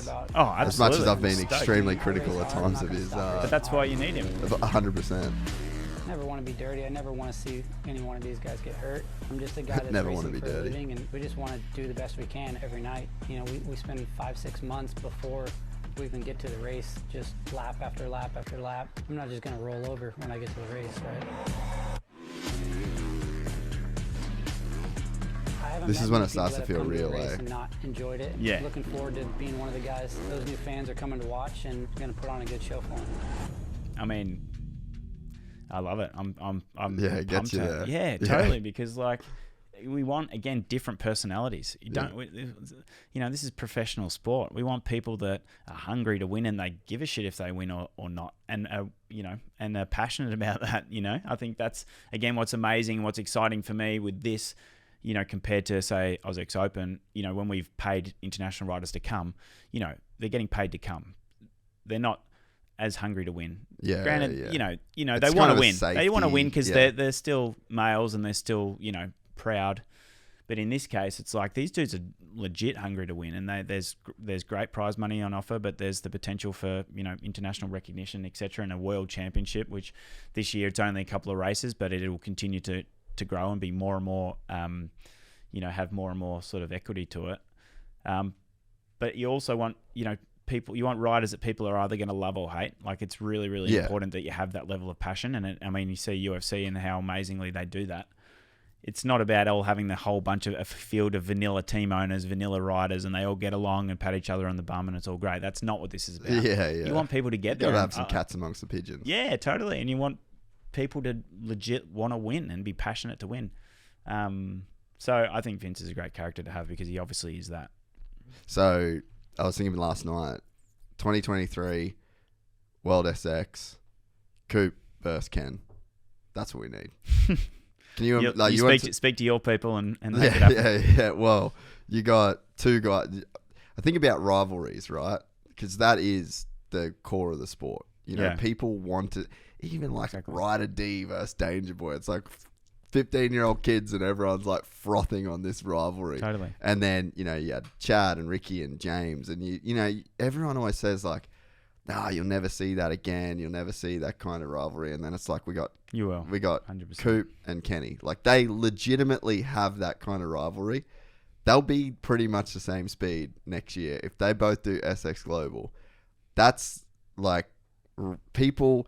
Whether you're a hardcore AMA person or whether you work for fucking one of the teams over there that's like not pumped on this, you're going to want to watch those two boys for, you know, find themselves again in their career and just have this insane season-long battle that they always do. Like, there's so many storylines that can come out of, you know, this new championship. And I think that it's one of the gifts of your company is really caring about telling those stories and taking the media side of it extremely seriously. And I really hope that we can get our Hurlings Tomac one-on-one thing off the ground. I feel pretty good about it. But one of the exciting things for me is I'd be like, I get to go balls deep into like telling that story, because I mean, for me, that's where the juice of this sport has always been. Is like, we just have these incredible stories if you just dive into them a little bit and get outside of like the top three in each class each weekend. There's still stories like, fuck, imagine if you could get Western Pike. Yeah, totally. You know what I mean? Yeah. So it's like, people really love that side of the sport, maybe more than the racing, maybe more than riding themselves. Yeah, and I think professional sport. Those storylines are what makes it for amazing. sure. And you guys have such a commitment and such an investment into that, and it's been exciting over these last couple of weeks, like slowly watching that roll out. And it's, we're just getting started, really. I mean, when we have races this year and we have our own content and we have all these guys on the track at the same time, that'll change the game. We've been really lean on content because we obviously haven't even had AusX Open races for the last couple of years due to COVID, and so we're just getting this whole World Championship started. So as those storylines start to evolve, and we'll obviously make sure we capture those and tell those stories. We're incredibly passionate about that, as you said. So that's what I'm excited about. See all those guys there. How's this going to interact? Like you're also putting all these different cultures and people together in a melting pot that haven't all been together. Yeah, that's a good point too. There's a lot of Americans for sure, and they all have, but then there's two Aussie teams. There's a couple of Aussie teams, two French team, an Italian team. I don't know. What if two of the countries that really hate each other, and then I don't know. But I think that's what's exciting. There's obviously these European riders that haven't done, they've raced Supercross in their own country. But I also believe, and what is exciting is that racing internationally like this is a great leveler because, I think so too. You've had to race to make it in Supercross. You've had to race in the US, which means you've got to move your life there, move your family there. You've got to find new networks and places to ride and things to go. If you watch any of the content being put out currently on, GYPSYGANG Championship, any rider outside the States and their practice facilities and what they're riding with is substandard compared to the US. I mean, we know that the US has the best, facilities in the world for this kind of thing. It's just that as a sport, it's far more advanced. There's just infrastructure. The infrastructure's there, the tracks are there, the watering systems are there, and it's awesome. And, in Australia, I can't think of one Supercross track that you can pay and go ride at to practice. Not one. I don't know of any in any of the other regions that we've been talking to either. In the US, like when I first ever went there in the mid 2000s, I was just blown away that you could ride during the week. I was like, I can't believe you can go to like Star West on a Tuesday. I'm like, what? That's insane. Yeah. But they've had that this whole for many years. And so the sport is on a whole nother level. But I think by everyone being in their own comfort zones and coming from their own country, and everyone coming, there's no doubt that people, I mean, Cardiff's a great leveler because no one really races in Wales that much, not Supercross anyway. So who's going to be able to adapt the quickest, and who's going to get used to that? Who's going to get used to the climate, the food, the place you stay, and it being outside their comfort zone, I think is really exciting. And then the mentality of people knowing that there's only a few like real good guys. Yeah. So, and I think that there's a difference of like if you're a random French dude that's gone to America for the first time, you're just going to get swallowed. Yeah. I mean, we've seen amazing riders from Australia that do that too. Like Lawrence's, for example, what they're doing right now is an anomaly, as was Chad Reed at the day. But we've had some amazing riders go to the US trying to, over the years, forever, trying to find somewhere to ride, trying to find somewhere to let them on a track, or trying to get the right bike support or get what they need. It's really tough. But in this case, it's level. Yeah, everyone's going through that same thing. Yeah. Is there a plan for you guys to invest in some infrastructure going forward? Because I know that was something that you guys wanted to do in Oz, but then obviously the COVID thing kind of squashes some of those plans. But is there infrastructure plans that you have in mind? Yeah, definitely. I mean, it's been thrown around, how we can do that, and it's definitely a long-term, plan, and how we ensure there's at least a practice facility in each of the regions. And, some of the discussions in some of the regions have been specifically about that. How do we build the local talent and give them an opportunity to make it into World Supercross? I mean, Australia and France are obviously the two of the biggest in the world that have the best opportunity compared to others. But there's other regions, again, really abstract regions at Supercross. There may have been races of some sort, but there's not. India, for example, they actually have a Supercross championship that in India. Yeah. Can you Google that, Griff? Yeah, but the tracks aren't the same standard as what we have here, and so. Well, Brazil just had the arena cross that Hill. And Argentina has a really strong championship. Unreal. Yeah. I was pretty surprised actually. Yeah. I'd love to go do that next year. Yeah, Supercross. Argentina has a strong championship. Brazil has a strong championship. Bang! Play this. Play that top one. Let's go. That's it. Supercross That's the track. India. Yeah. Fast forward through it. Let's see if we can get to some track action. This is dope. Yeah. There's nothing wrong with this. Yeah. Maybe I'll go race this next year. Yeah. But, you know, like Indonesia's had, you know, different kinds of motocross / supercross over the years. This ain't that bad. Nah.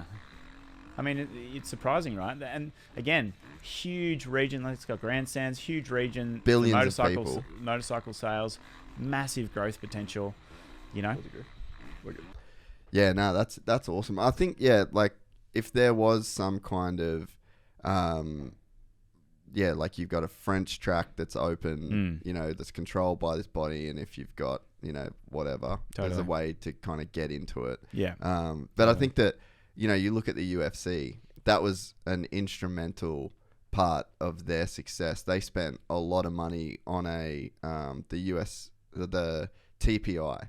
So it was like the Performance Institute or whatever for the UFC, and their athletes, it's just an open ticket. Like if you're on the UFC roster or a friend of the UFC, you can go in there and train. That's so good. They've got like sports massage. I mean, obviously that's on like a pretty hectic level, but I mean that model. Then they did the same in like Shanghai, I believe they did one. And then there was one that they did in Mexico City, I'm pretty sure. So they kind of like picked these regions where they put a TPI, and you can just see the level and then the talent, and you know it becomes like a hub for people. And even, I mean, you have that as like a way for people to come into the sport that aren't even riders. You know, like those need to be staffed, and there might be people from Mexico City that just frost Supercross. It's like they want a doorway into the industry. Like I really think that if you get creative and almost a bit like fuddy-duddy woo-woo, like hippie love about it all, it's like you can really see the way in which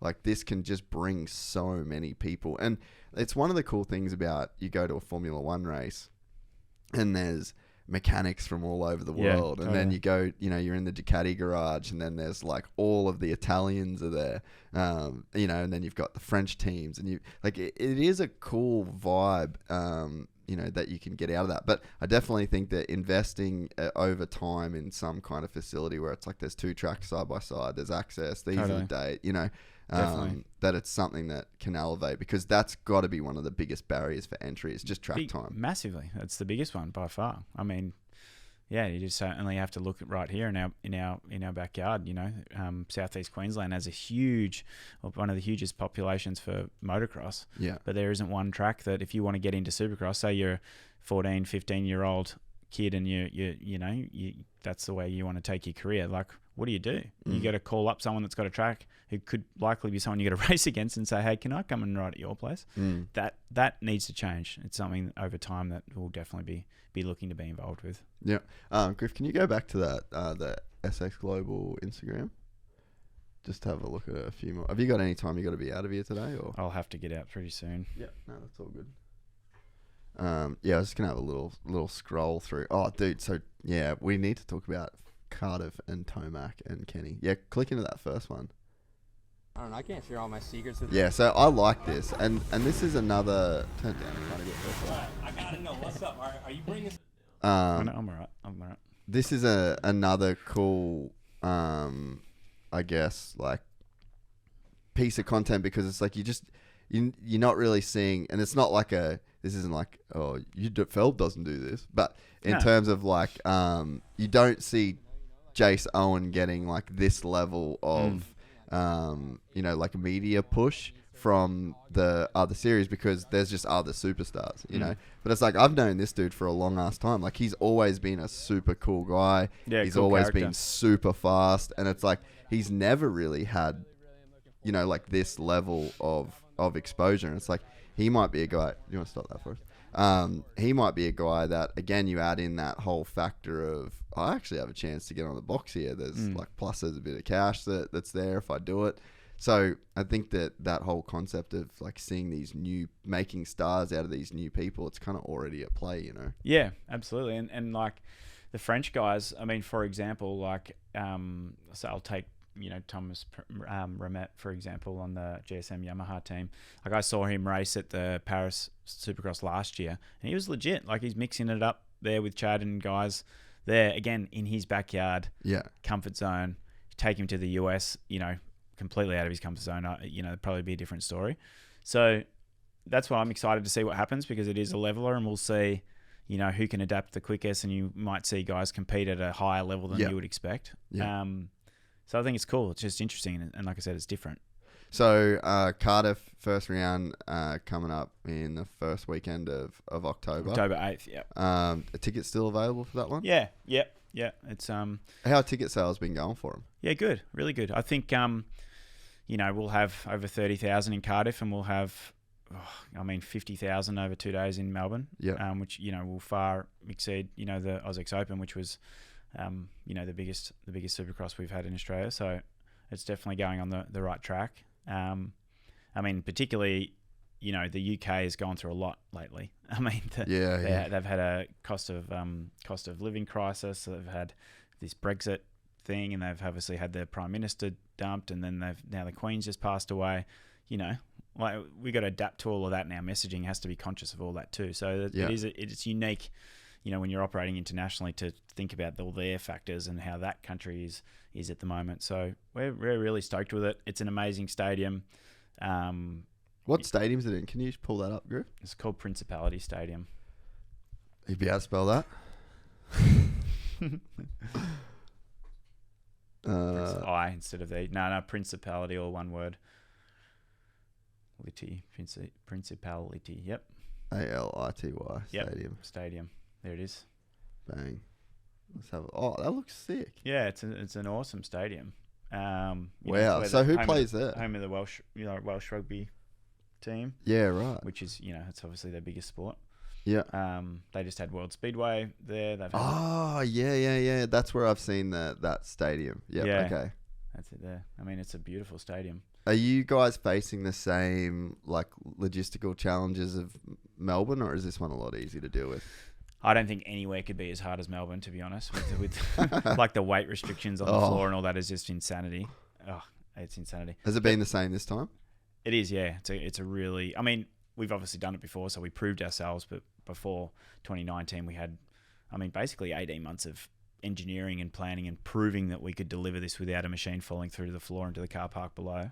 And so it's a lot easier the second time around. But in this one, no, because they've obviously had Speedway and the things. There's turf considerations, as there is with all of these venues, and costs associated with the turf because of the time frame that we're coming into, which is in the soccer season as well.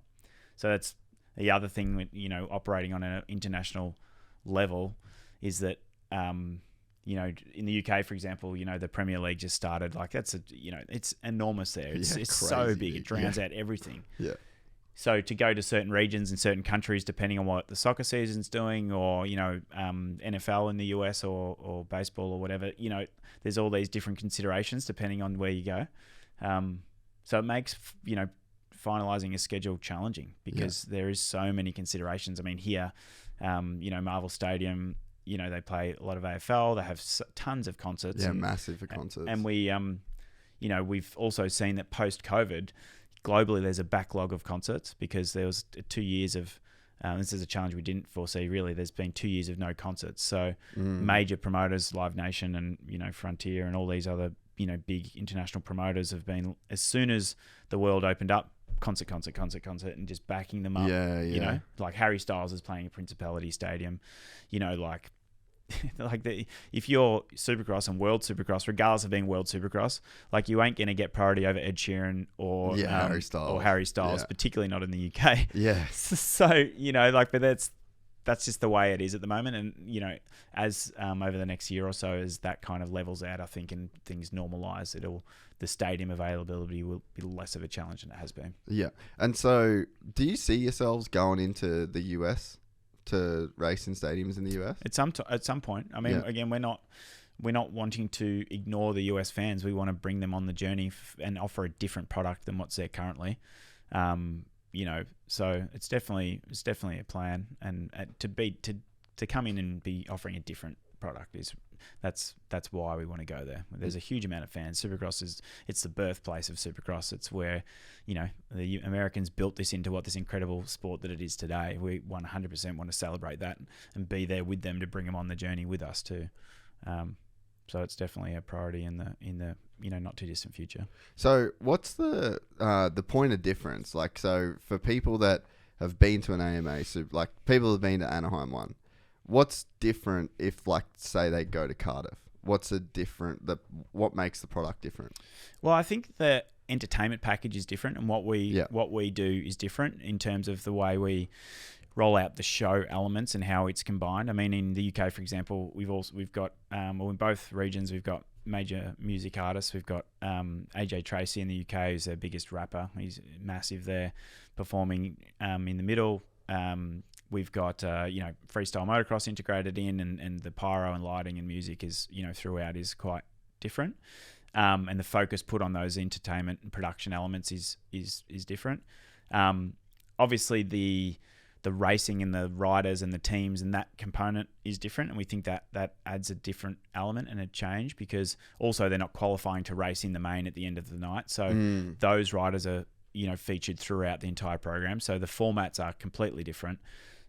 Even different than what we've had in Australia, where we've still had heats and a last chance qualifier to get to, the back-to-back race format. So this will be even different than that. And so what is the exact format? Like how that'll be going down?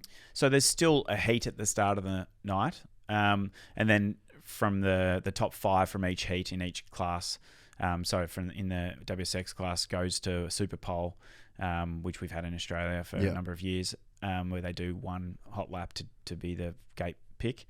And then the top 10, with 5 from each heat go to that super pole. And then from there they go to the 3 main races back to back. So 3 race format back to back. There's 2 short ones and then a longer one. But there's still short races, 5-minute gap in between, and they all score championship points as well. So it means that the races are going to be shorter and sharper. The racing is going to be closer, and you're going to have to be on the whole night, as opposed to they don't. For those, there's a lot more racing for those top riders than what they're used to. They would normally do a heat race, a couple of hours and then come back and do the main at the end of the night. In ours, it's like, full on throughout the whole thing. Yeah. So from a fan's perspective, I think it offers something really different, and it'll shake up the way the results play out too. Yeah. So do you have any like overarching like thoughts on, let's say, like for me, one of the big things for Supercross 2022 this year was just like really seeing how fucked up the track's got.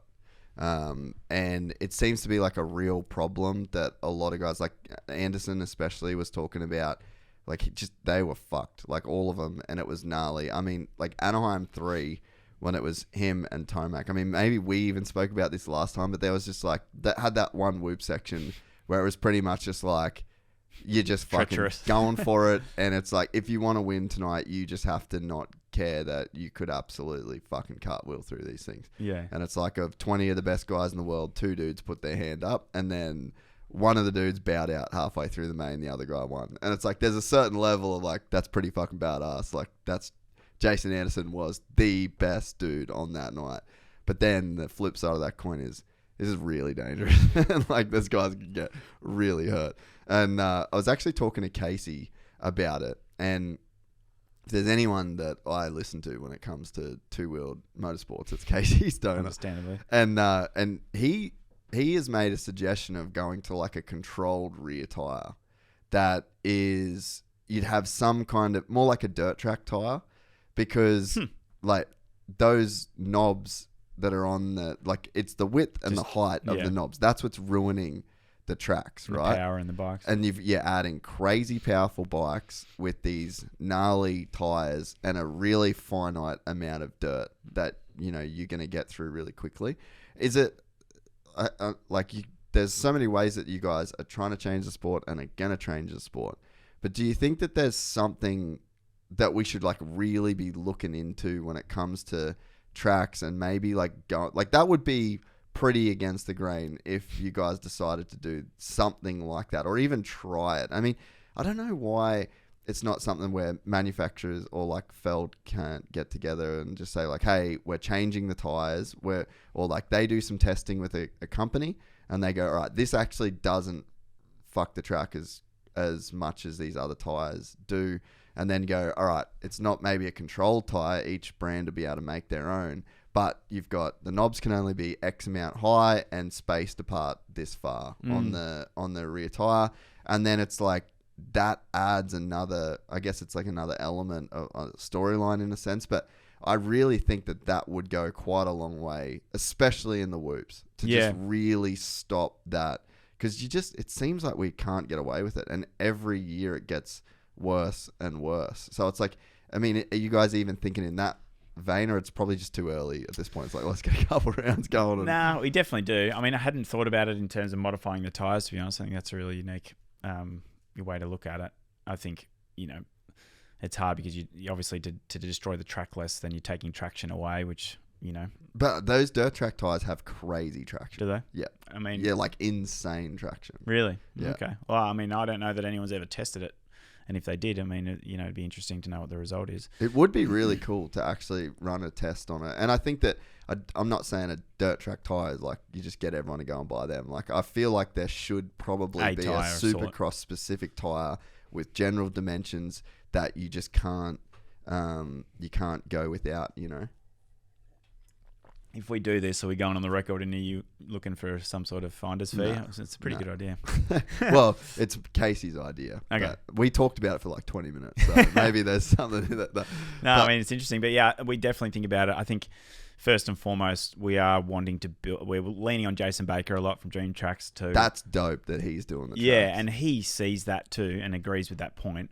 So how do we build them in such a way, that reduces the wear and tear and keeps them even as much as possible, whether they shrink, but, we're sort of leaving that to him. I mean, safety is a huge focus for us, and, it can only be so safe because it's still exactly. Supercross, and we, contrary to some of the things that have been put out there, it's going to be legit Supercross, and they're not arena cross tracks. These are proper full-size Supercross tracks with whoops, with triples, with rhythms, with everything. But we are building them and leaning on Jason to build them with safety in mind as best as is possible for what's making a dangerous sport safer. And one of the things he just said is just consistency with the sizing, consistency with the build and the shape, and that's how we'll help combat some of those things.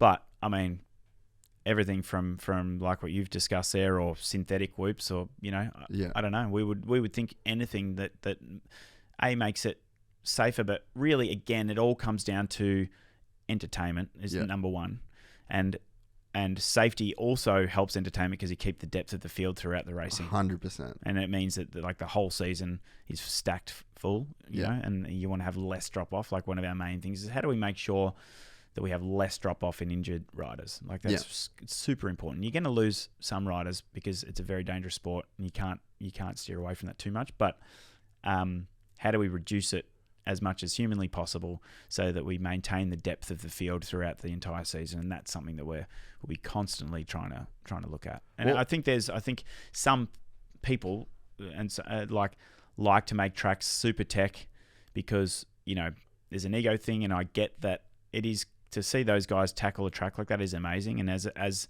you know, and that it definitely shows their ability, which is incredible.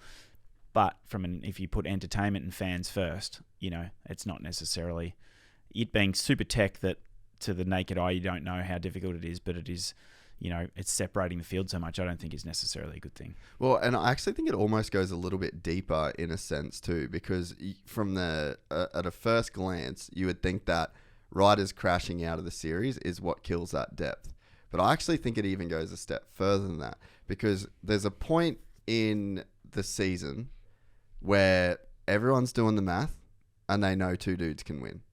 And even if, like, I think you even see it with guys like Kenny, Coop this year, like you see guys where they're like, all right, I'm out of the Supercross Championship. I ain't going to win races. I ain't going to risk it. Like, there's incentive for Eli and Ando to risk it every single weekend. And there's an incentive for Chase Sexton to risk it every single weekend. But as soon as you're out of that championship race, you're backing off. Like, you're just not going to send it in the way that you would if there was $1 million championship bonus on the line, or $100,000 bonus check for that night on the line. And I think that by taking some steps that would like radically increase the safety in terms of like a track breaking down as a main event goes on. I just think you're going to actually keep more guys in the mix. So I think that's maybe like a little bit of a silent killer, you know, like you could just slowly see guys that just aren't going to go for it in the same way. And I do agree with the people that's like, it should be gnarly, you know, like you get Chad and you get the guys being like, mate, the fucking whoop's big. It's like, all right, well, you're one of 3 people that can actually do it. So I get it, but we also can't listen to you. Yeah. Like, you have a skewed, your opinion fucking isn't relatable, bro. Yeah. But, you know, I think that you see in like Formula 1, MotoGP, the track's there's not some gnarly section. No. That guys very are consistent. doing. That's what's very challenging about the sport, right? The degree it changes lap after lap after lap. Which is awesome, but it can go to a point of diminishing returns. Exactly, and I think that you really run up against that point of diminishing returns in conjunction with people's championship hopes or, you know, race win aspiration. It's just not there in the same way. I think you can see it in motocross. I think you can see it in Supercross. Happens every single year. And I think that there's enough. I think one thing that WSX has that's great is there's enough incentive for the prize money on a night that there's more incentive. But you think about like round 9 of the Supercross series, the whoops are just fucked. There's holes in every up ramp. Like, it's just Death City. And then you're not getting prize money at the end of the night, or it's like a couple grand. Nah, fuck, my crypto probably went up. You know what I mean? Like, that's the incentive is just not there to keep racing at the same level. And, you know, you won't. And how many guys do you watch in the first 6 or 7 rounds of the AMA? And I'm done. Yeah. You know, like, you're just kind of over it. Yeah, and I think there's the balance of tech, because you want enough to separate the best, but you also want them to be able to race the track and be focused on racing the track and racing it closely. If you're trying to survive the track, then you're unable to race it at the level that you could, which means that you're unable. The racing is going to naturally spread apart because you've got people that are constantly just focusing on surviving the track as opposed to racing hard. Yeah. And that's the balance. Like, the guys that can do both are obviously the best in the world, and the Eli's and the Jasons and of the world, they're the ones that can do both, which is an incredible skill. An underrated skill, but you know, we got to get that balance as well. And what we're trying to set out to do is, how do you make the tracks tech so it still separates the best from the best, and you need that, but that they can still race hard, you know, and having the power of the 450s really did change, you know, that years ago compared to the 2-strokes. It just didn't destroy the tracks at the same rate, you know. So, you know, we have to adapt to suit that. Yeah, that's one of the things we'll have to test and learn, but you know, there's no better person in the world than Jason Baker to make that happen. Yeah, no, and it's cool too. Like, I think to see people get a shot. Like, I mean, he's been one of the best track builders, in my opinion, for the last 10 years. I mean, more.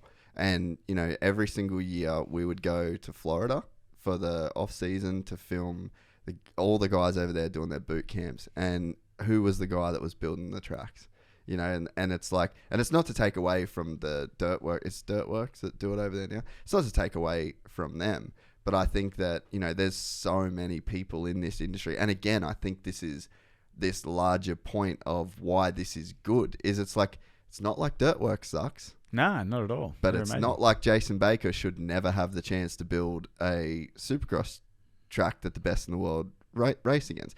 And I think that one of the what it does is it's just competition. Yeah, these tracks start being a little bit better. You start seeing in his mind, and then it makes the Dirtworks guys step up their game a little bit. And I mean, as much as, you know, they, like, with everything that's going on, it's like Feld has finally paid more money, and MX Sport, like, it's been around a while. You know, like, we've been doing the same thing, and it hasn't really changed. And I think that that's where so much of people's like frustration, even, you know, the riders' frustrations come in, is it's just like, shit hasn't changed, man. And there's a reason why things don't change.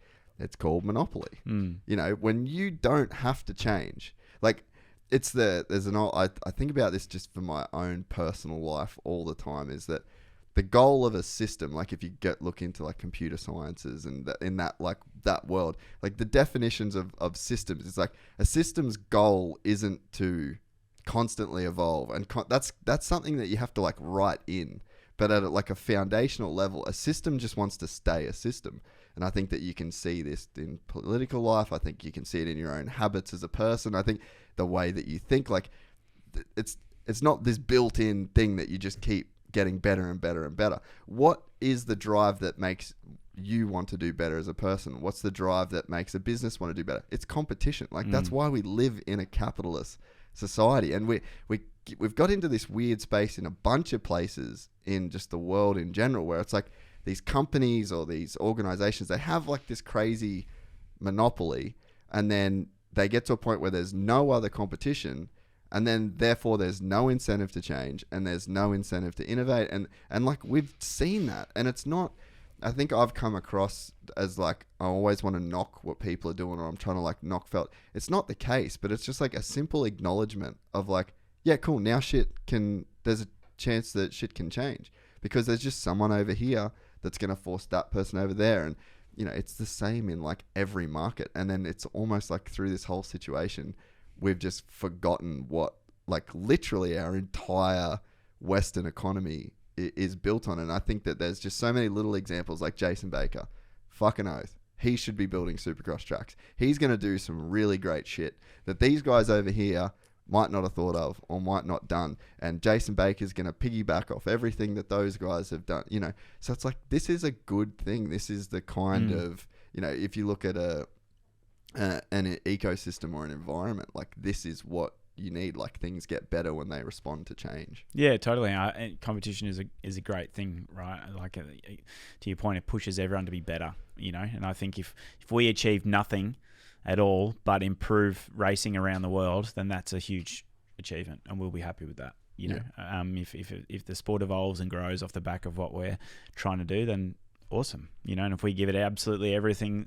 that we can and it doesn't work, we gave it everything we can. But that's why you do things, is because you don't like to be stagnant, and because you believe in a vision, and you want to push everything in your powers to try and make something happen. And that's why you do things. You know, you embrace the process of doing what you believe in and pushing, and that's the rewarding part. It's not about having a certain size event or a certain ticket sales or a certain profit or anything like that, because that kind of thing, you know, is not fulfilling long term. But if you are on a mission because you believe in a mission, and that's what you're wanting to continue to evolve and grow, you know, personally as well. I mean, this year, you know, has been hard, but it's been the best professional development year of my career, you know, my life, by such a long way, you know, like such a long way. I'm very, very grateful for that, for what I've been learning day in, day out. And I'm very grateful of the people that I get to work with, to learn from, you know, and bounce things off. So that in itself has been a fantastic opportunity, regardless of the success of the business in the future.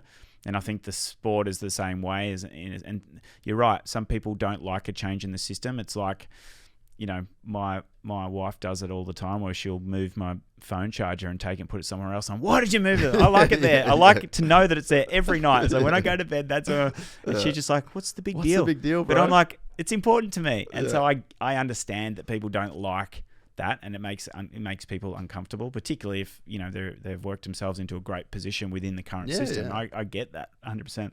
But for growth and evolution, and for us, you know, as a sport to grow, like, change is a good thing, and it'll help encourage all people around the world again to be, I think, re-energized, you know, whether it be championships in individual countries that are thinking, hey, we might have a championship round here.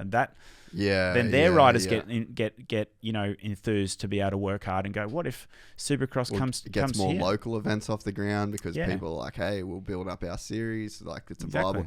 I think that a cool thing is that, for people that don't know, that are listening to this, Friday night at Marvel is the Australian Supercross Championship, and then Saturday night is the WSX Championship. So, I mean, that's a fucking great model in itself, as well as, like, here we're this overall umbrella company of, like, the world championship. We want to come to these countries, get your events up to scratch, and then we do this same plug and play model. And then again, it's just like lifting. It's like more lifting people up from the bottom, you know? Exactly. And that is the reason for doing it in Melbourne. You know, we wanted to have the Australian Supercross Championship compete at that round, because it is it's a test case for being able to do that around the world and going to other regions and say, if you've got a domestic championship, there's obviously a European championship, there's a French championship, India. there's India, like we discussed, there's ones in Asia, there's one in Brazil, in Argentina, like there's Supercross championships around the world. If we can find a way to integrate them into the World Championship and those categories, whether it be as support classes or part of their championship round, like it is in Australia, and mix that with, like Friday night in Melbourne still has the World Championship riders in their first practice sessions, and there's quite a lot of practice and timing with them on the track and the ability to sort of watch them do their thing. And,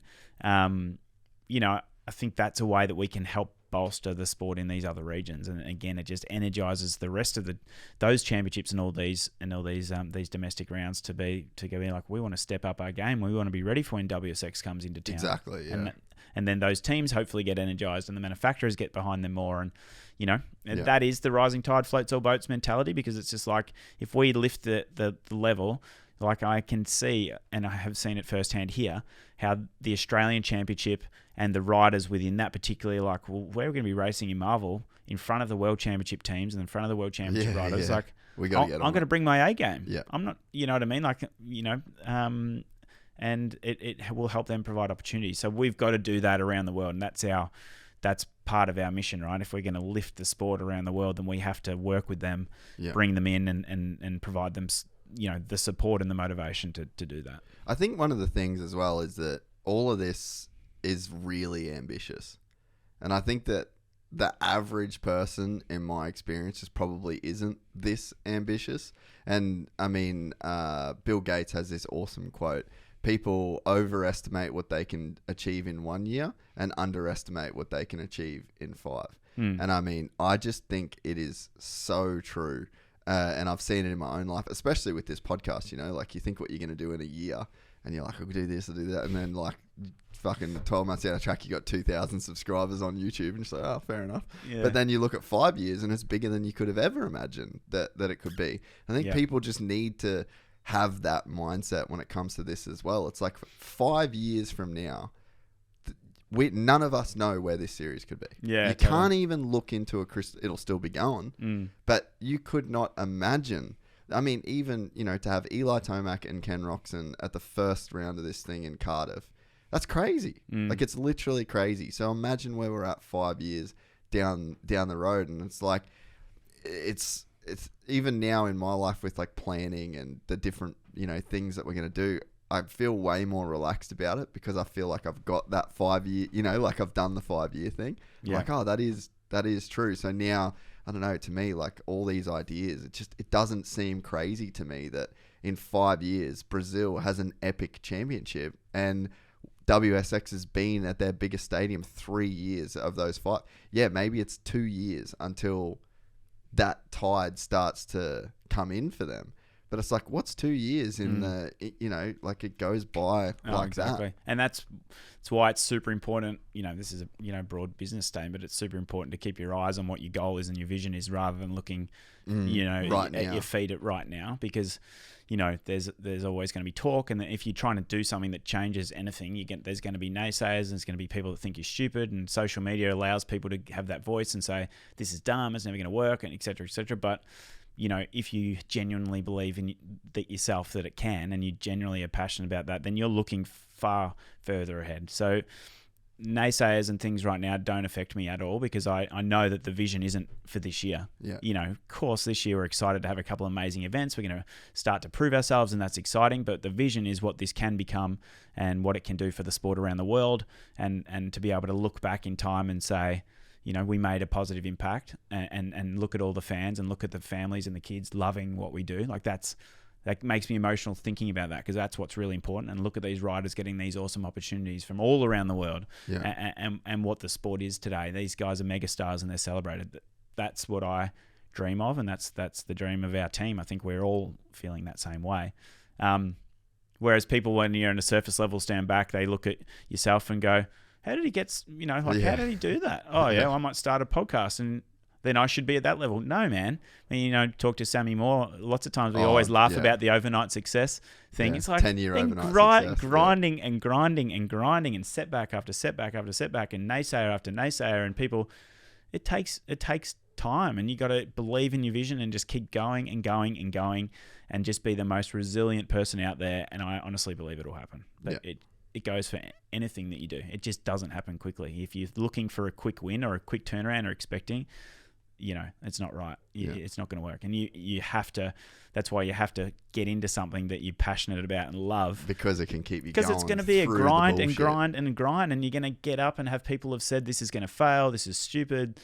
Like we've experienced, some pushback ourselves this year, and, you've got to love it and be so genuinely passionate about it. Otherwise you'd be like, oh, well, I'm out of here. Sucks. Like if I was trying to organise tennis tournaments and I had some pushback, I'd be like, yeah, I suppose. Pretty dumb idea. I'll go do something else because I don't have that burning desire to make it work. Whereas in this case, like it literally is, 24/7 on the mind. How are we going to make this work? What is it going to look like? And achieving any obstacle that comes our way. So then, you have that longer view, and I think you can withstand anything then. Yeah. So TV wise, how are people going to be able to watch these two races this year? There's going to be a combination of broadcast deals in each region, and there's 70 different broadcast deals in regions and things that we'll announce shortly. We've also got our own streaming platform, WSX TV that's coming out. Yeah. And where each race sits, depending on the region, will obviously be region specific that we'll announce.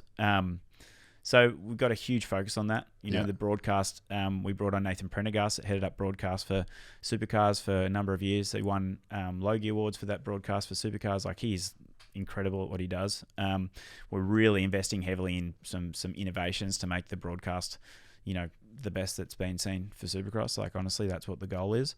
And making it accessible is so key. Again, for this to grow globally, making it accessible is so key. And it's a complex thing to work out because you've got different broadcast rights in different regions.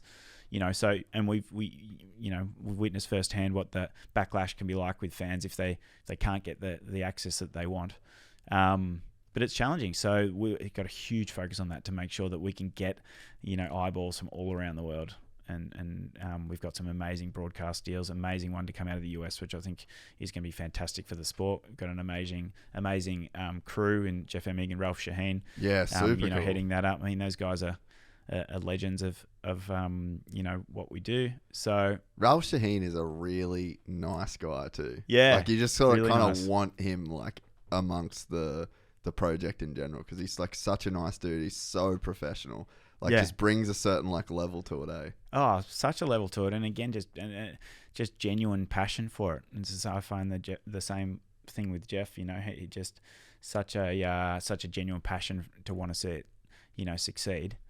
And everyone that is involved in this project, from our team to our contractors and suppliers to our TV commentators to, they all believe in it, and everyone wants to see this be a great success. And there's no negativity thrown out about any other series or any other thing. It's just not even on our mind. What is on our mind is just making sure that what we do is the absolute best of our ability, because that is all you can do. Yeah. Whatever will happen, will happen. If we deliver amazing World Championship events, this year I'm sure we will, and next year we'll have a much longer season and we'll have more locations, and we'll do the same again and continue to improve. That's literally all that we can do. Yeah. And so that's, it's no different than an athlete just focusing on their training. You don't worry about everyone else and just avoid the noise and just keep after it. So we missed anything, you reckon? Just whether you're going to come or not. Yeah, I'm still trying to figure that out. I'm really keen. I'll need to be at that first event. Yeah, totally. We'd love to have you. Just history. Yeah. It just feels like I need to be a part of that history. Yeah. But I'll totally see what's going on with the old... Check the schedule, mate. Yeah, I know. So, Motocross Nations this weekend. Yeah. Team Oz, you reckon we can win our first one? God, we've had a couple of amazing teams over the years, obviously. But this team is really amazing. So... God, I hope so. It'd be incredible. I can't wait to see what Jet does on the 450. I think it's going to be awesome. I've seen some footage and I'm just like, wow. Ridiculous, eh? How close were they to doing Melbourne? It probably was Motocross Nations that really, or was it they weren't on the cards? Or I guess maybe Honda's stance probably. Yeah, and I think you've seen that statement went out and it just said they wanted to treat all their riders the same, and I think that's put an end to it from the start. Which was a real shame because so Honda shut it down from the start with the Lawrence boys. Yeah. So it just wasn't ever on the table. No. Okay. No, not really. Which was a bummer because from a fan's perspective, like fans want to see these guys, they're heroes. You know, I thought it was really disappointing from the fans' perspective. So that's the part that bummed me out about that. I know timing-wise, there's challenges for them with regards to like jet riding this 450 for the nations, and there's definitely, you know, considerations which I completely respect. But, you know, selfishly as an Aussie and, you know, someone that wants to see them in our own country, I think that's a bummer. Yeah, and I think you historically like to look at Chad until you guys, well, I guess 07, 08 for Super X, but it came and then it went, and it's like I feel like we lost a bit of the Chad Reed effect in Australia, and I think that he probably even felt that a little bit in his career, that he maybe didn't lose the Aussie fans, but I don't think it was the same level of support that you're seeing with Jet and Hunter now, maybe. I don't know if I'm off base in saying that, but maybe the general feeling of that I got personally from maybe just the people that I interacted with, you know, is that Chad was just super American. Yeah, you know, and Chad is a very different character and always has been, where he's a very serious, like brutal competitor, which is amazing, and people love that. But the Lawrences are lads, they're Aussie larrikin, and they have an Aussie larrikinism flair about them that we also love. Yeah. So they're just different personalities, I think, and you know, Chad couldn't have cared less who anyone got in his way. He was going to trample him on the way to his success. And I love that about him. You know, and that's what's exciting about seeing him racing now, because when he came out to do our PR launch, he said, I'm going out to win. I want to beat Kenny. I want to beat all of them. And I'm like, I love that about you. That is so cool. He's not there to make up the numbers and just be like, oh, it's going to be fun to race again. Nah, that's not how he works, which I love. The Lawrences are completely different because, whilst I'm sure when they put their helmets on, they're that way also, but their characters are different. They got amazing senses of humor. Like, I think they're still kids, so you can relate to them. You know, like young audiences love that about them. And so, you know, they're very different, and I think that's why fans have just really got on board with their journey. Yeah, and I think that a part of that is like the connection to country, though. Oh, and totally. I think that, you know, and you're right. Like, that is the reason, like, Chad, even, it was kind of one of the cooler things to come out of the podcast with him was like him explaining that side of like, I had to leave it all behind. Like, I was trying to beat Ricky Carmichael. I was trying to beat James. That's all he cared about. And I love that. That's awesome. And I don't think that messaging was across to the Australian fans, and that might have played into it a little bit. But yeah, I guess the bigger point is like, it seems like the Lawrences had made it a point to kind of keep that connection like as much as possible. And I think that, there sort of has to be a way that those guys are able to race in their home country. I just feel like it's crazy, crazy important. And I guess what I'm trying to say is, I guess we already seen it with Chad, that investment wasn't there because it couldn't have been there. It was made hard to be there. Also, there wasn't the races, but you did see a bit of a disconnect. And I think that the Lawrences, I just don't think that it's the move for them to follow that path, because it's hard to get back and do those races. You know? Yeah, and you know, I mean, and Honda Australia is one of our partners, you know, for the event here. So I mean, they obviously stand to gain by having those guys here, and would love to have them here, as with their Australian brands. You know, MX Store, obviously Alpine Stars in Australia, and their other brands. You know, So there's other motivations as well to have them in the home country, which, you know, obviously hope that from next year that changes. We hope so. And I think that's one of the Kenny brought it up brilliantly when he spoke with James, is that, like, don't you want me on a Honda winning a world championship and going to these places? Like, is that my job? Like, if you zoom out and you go, okay, what is Honda's incentive to be in this sport? Well, if their best guy goes to these races, interacts with fans, wins races, wins championships, that will then sell more Hondas. Like, that's it. Yeah, and I think it's really important. You know, Honda's a global brand, you know, and the manufacturers are all global brands. They're not, you know, so they're not just in one country and not just in the US. So on a global level, and when you look at what having those guys, you know, in Australia, for example, what that does for the brands in that region, and the same for other riders in other regions, etc., then I think that should be considered, and I don't think it has been in this case. Yeah, it really seems like a bite your nose to spite your face kind of move, and then I think that that's where, I guess, it honestly made me feel a bit better when all this shit come out, because like I've been kind of harping on, and I think people think I'm a dickhead at this point. And I'm like, all right, can we see that there's some fucking weird shit going on? I know. Like, I mean, you know, it was shocking for people. Yeah, because the reasoning we've always been told is testing time, budget. We know budget wasn't an issue because Kenny, you know, vocally said that he was going to pay for that stuff. It was the same with Coop too. Yeah, right. So I know Coop was like, I'll take care of it. Yeah. So, you know, and there's always been that, you know, sort of thing to fall back on. Yeah, and that wasn't used this time, which it, you know, I thought was really surprising. I was like, whoa, I didn't realize that was on the cards. And publicly to be on the cards, and it makes me question, like, and I mean, we know the answer to the question, but then it means that you can publicly ask the question and not look like a dickhead. Is like, well, what are you doing here? Like, who are you, right? Like, do you work for them? Like, do they, like, what's the relationship here? Because, like, you're globally, Honda, it's a global product, and you've got a national series that is holding a global brand hostage in a sense, but it's like they're in on it.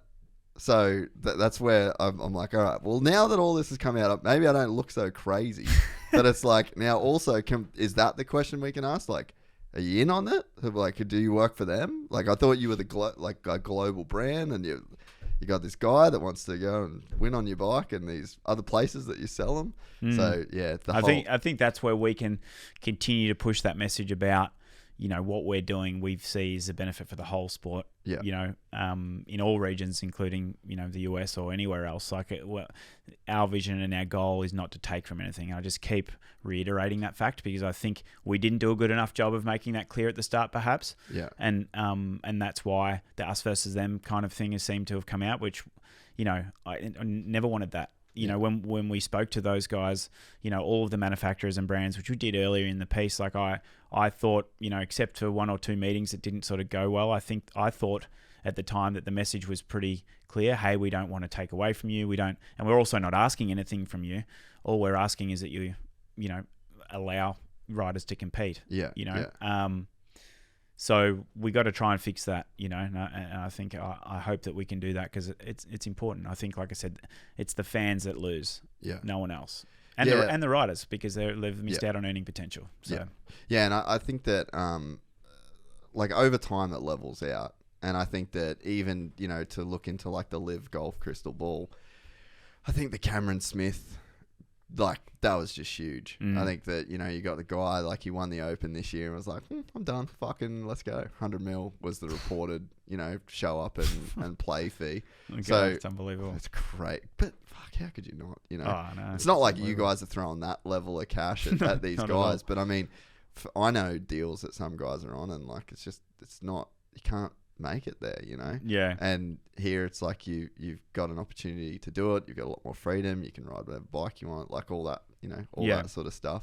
But yeah, I think that you look at the way that it's going, and I just think that there's like a tipping point for Live where the PGA will just have to be like, all right, whatever, like, we're just got to figure it out, you know? They might not ever be, you know, CEOs fucking going to strip clubs and hanging out together, but there's probably going to be a point where like those two brands are just going to have to coexist in a more peaceful and aligned way. And I think my prediction is that it goes the same way. Like, I think that you see Barsha with you guys next year. I think that you see Cooper, or like, let's say 24, like that 23, you know, I really see guys going a more free agent route. And I think that then it'll swing this way, and then it'll swing that way, and then it'll slowly find its center. You know, it will, and I guess it's like you said, you know, like you can't look at your feet through all of this and just focus on he said, she said, blah, blah. That's my job. Yeah. But you know, like, I think that over time it's just gonna play out the way that it's gonna play out, you know. Yeah, and like, I'm acutely aware that all of this depends on what the job that we do. Yeah. And it's on us. Like, there's no other question. If we do a great job and put on great events, you know, this year, next year, and moving forward, then that'll influence people's decision, and it'll influence whether the manufacturers want to be involved. It'll it'll impact the sponsors that want to be involved. It'll impact the success of the teams and the rider opportunity. It's on us to deliver that. And I think what has been hard about this is that there's so much talk long before we've done anything. Yeah. And so, in a sense, though. But it's one of the I know we've had events before, but I just mean, I hate to, so much talk. Like, I just want to get there and, do it. It's almost like a pre-fight thing where you're sick of talking about the fight. It's like, I just want to fucking fight. Yeah, we just want to show what we can do. And I personally love and embrace that pressure. Like, I love that. That's what I love about this the most. I love that it's on us and there's nowhere to hide. Yeah. And like, I mean, if this thing isn't as successful as I think it can be, I've come out publicly and said it's going to be, then I don't know. What am I going to do? You know what I mean? Like, I kind of love being backed into a corner where you have no choice but to succeed. And that's where I feel like we are.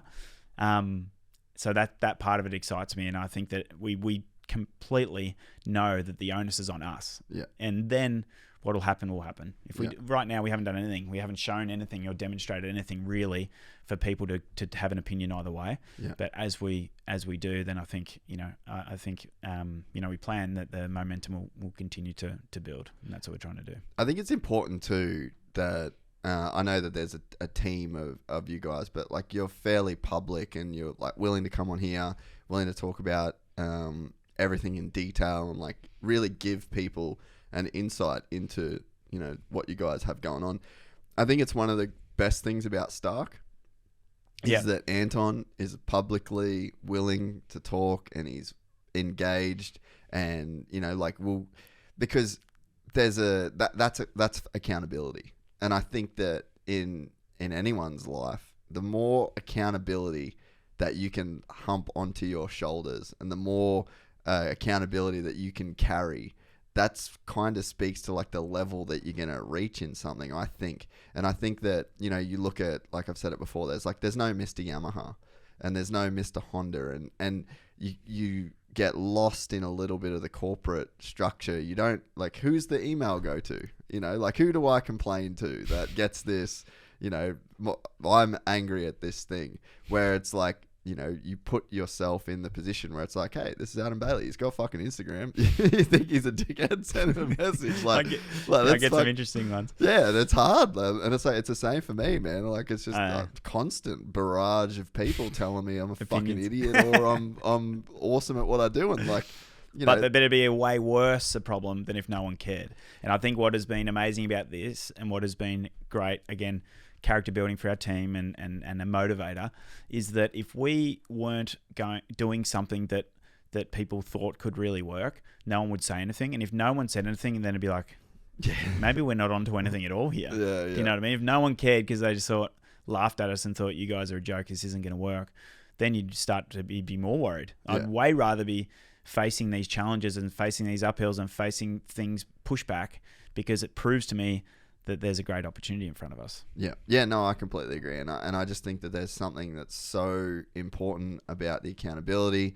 I think that the direct line of communication, it comes with some struggles and it comes with some shit that like you've got to deal with. But then I also think that like it's very, very important. And I think that, again, you look at the UFC and it's like Dana White, and not saying you want to become a character in the soap opera that, that it I love what he does there, by the way. It's unbelievable. Yeah. And, I feel like just when COVID happened, there was the perfect example. He was just like, I'm not fucking stopping. Look at all these people that have a job. Like, no, we'll just figure out how to do it. And it's like when you've got a face that's like willing to stand there and like willing to talk and, give that messaging, I just think it's super important. And I honestly believe these days, like, they're the companies that win, and I think that it's one of the things I've said. Like, I've never spoke to Dave Pratt. I've never had a conversation with him at all. I've messaged him on Instagram. He has a message back, but it's like, I'm a fan. Like, he's a fucking massive part of the industry. Like,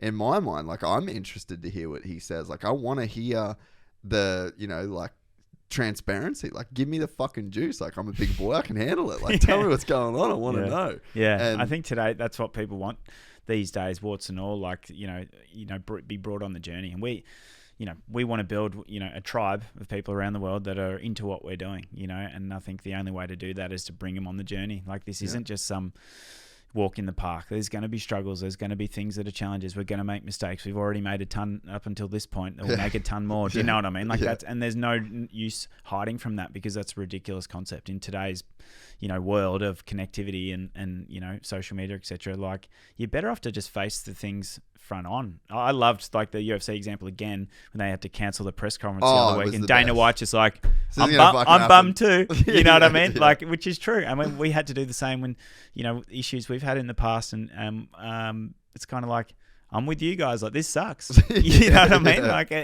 there's no use hiding from that. We felt the same. We planned to have a third round, racing in Asia this year in Indonesia, and it didn't work. The venue wasn't ready, and it would have been a mistake to go there. And we just had to say, I'm bummed too, because I am really bummed. Yeah. And I'm just like you guys. I'm a fan first. Like, I want this to be great, and there'll be things that aren't great, and we'll just have to say, damn, we made a mistake. We admit it. We own up to it. Like, I think we've discussed the Extreme Ownership book. Yeah.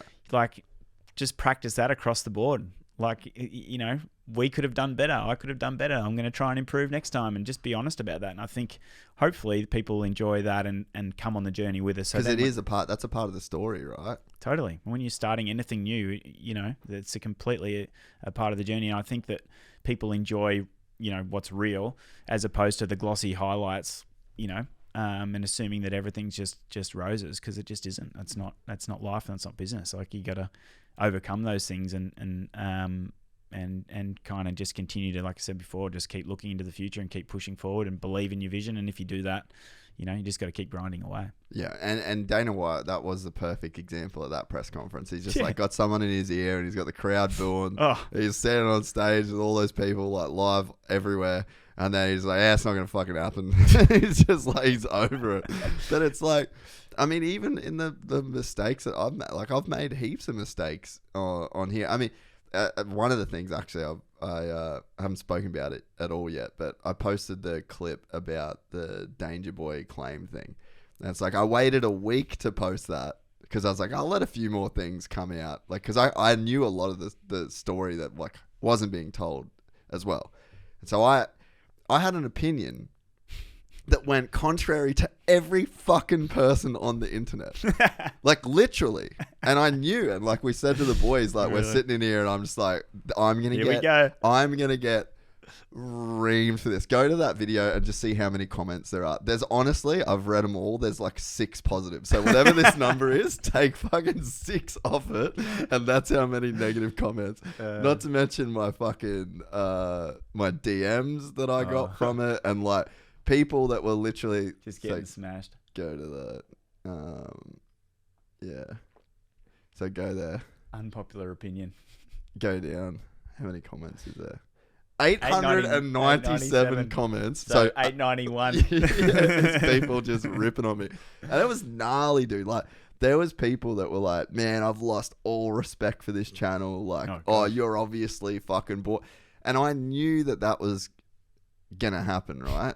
And I had this conversation with myself about it, of like, I actually think it's probably better to go against the grain, and instead of like living in a world and curating my life to where, like, your opinion's your opinion, be willing to say it. And that's why people will follow you, right? And that's why people will be engaged in you, because you're not just going to come on and say the vanilla thing every time if you don't agree.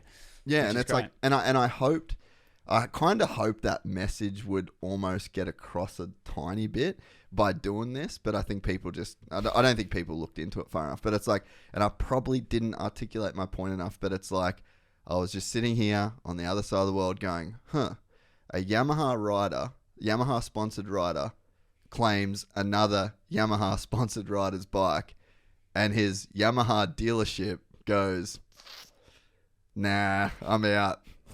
Am I the only one that thinks that that's a fucking pretty normal course of action for a bird? Like, yeah. So that's kind of the position that I took on it. But anyway, it was like, you're wrong. I'm fucking pissed at you for that. Yeah. But I was just like, I'm posting this anyway because I feel like it's just part of like integrity. And like, I don't agree with my mum. I don't agree with my dad. You know, like, there's these people that I love forever, like completely, like, unconditional love. don't fucking agree with them. No, and it's just like, fine. we need to live in a world where like it can actually be okay. And I sort of hoped when I did this that people would be like, oh, okay, maybe like there is like some legitimate authenticity there if you posted something that you would kind of piss people off.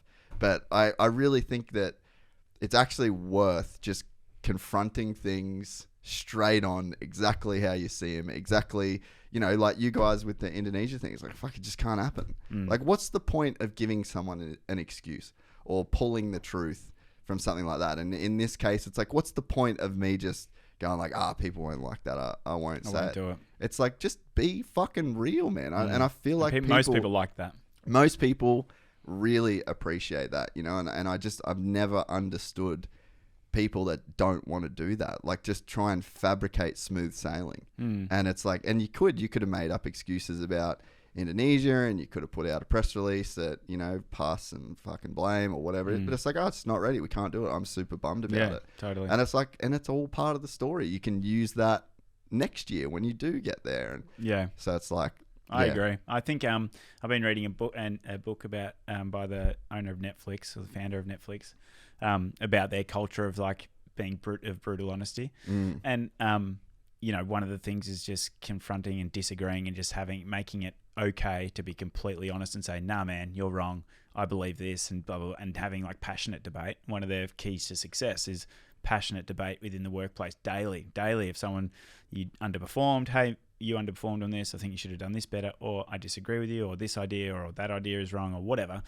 You can obviously do things with tactful tact. way. But you know, there's nothing wrong with having different opinions and having passionate debate. I think that's fantastic. And what we've done and what we are doing is creating a lot of that. Yeah. And ultimately, if again, it does nothing else but, you know, lift the sport and create interest and create, you know, debate in the right areas to help push the whole thing forward, then I still think that that's, you know, been a worthwhile exercise. Yeah, definitely. And I think to build on that point a little bit too, like I say this to my partner all the time, like, mate, I fucking love being wrong. That's just it. Because then instantly, as soon as you're wrong about something and you can recognize that you're wrong, instant chance to level up, instant growth. You just plug that hole, not leaking as much anymore. It's like great. Rather than like 6 months later or years later, find out that people thought you sucked because you did this or did that, or you'd never said this or never said that. And you're like, man, I could have fixed this 6 years ago. Yeah, 100%. And it's like just I think people have a really skewed idea of like what being wrong is. I mean, being wrong is an opportunity. In my opinion. And if you go through, like, you don't know what you don't know, like that's the most fucked up thing about life, is that you can go through it so unaware about simple things that you could do, that by just knowing that you're wrong about something, take your ego out of it completely. Be okay with that. Yeah, it'd be like, oh, that's fucking awesome. Like, I think about like jiu-jitsu or motocross technique. You should want to be wrong.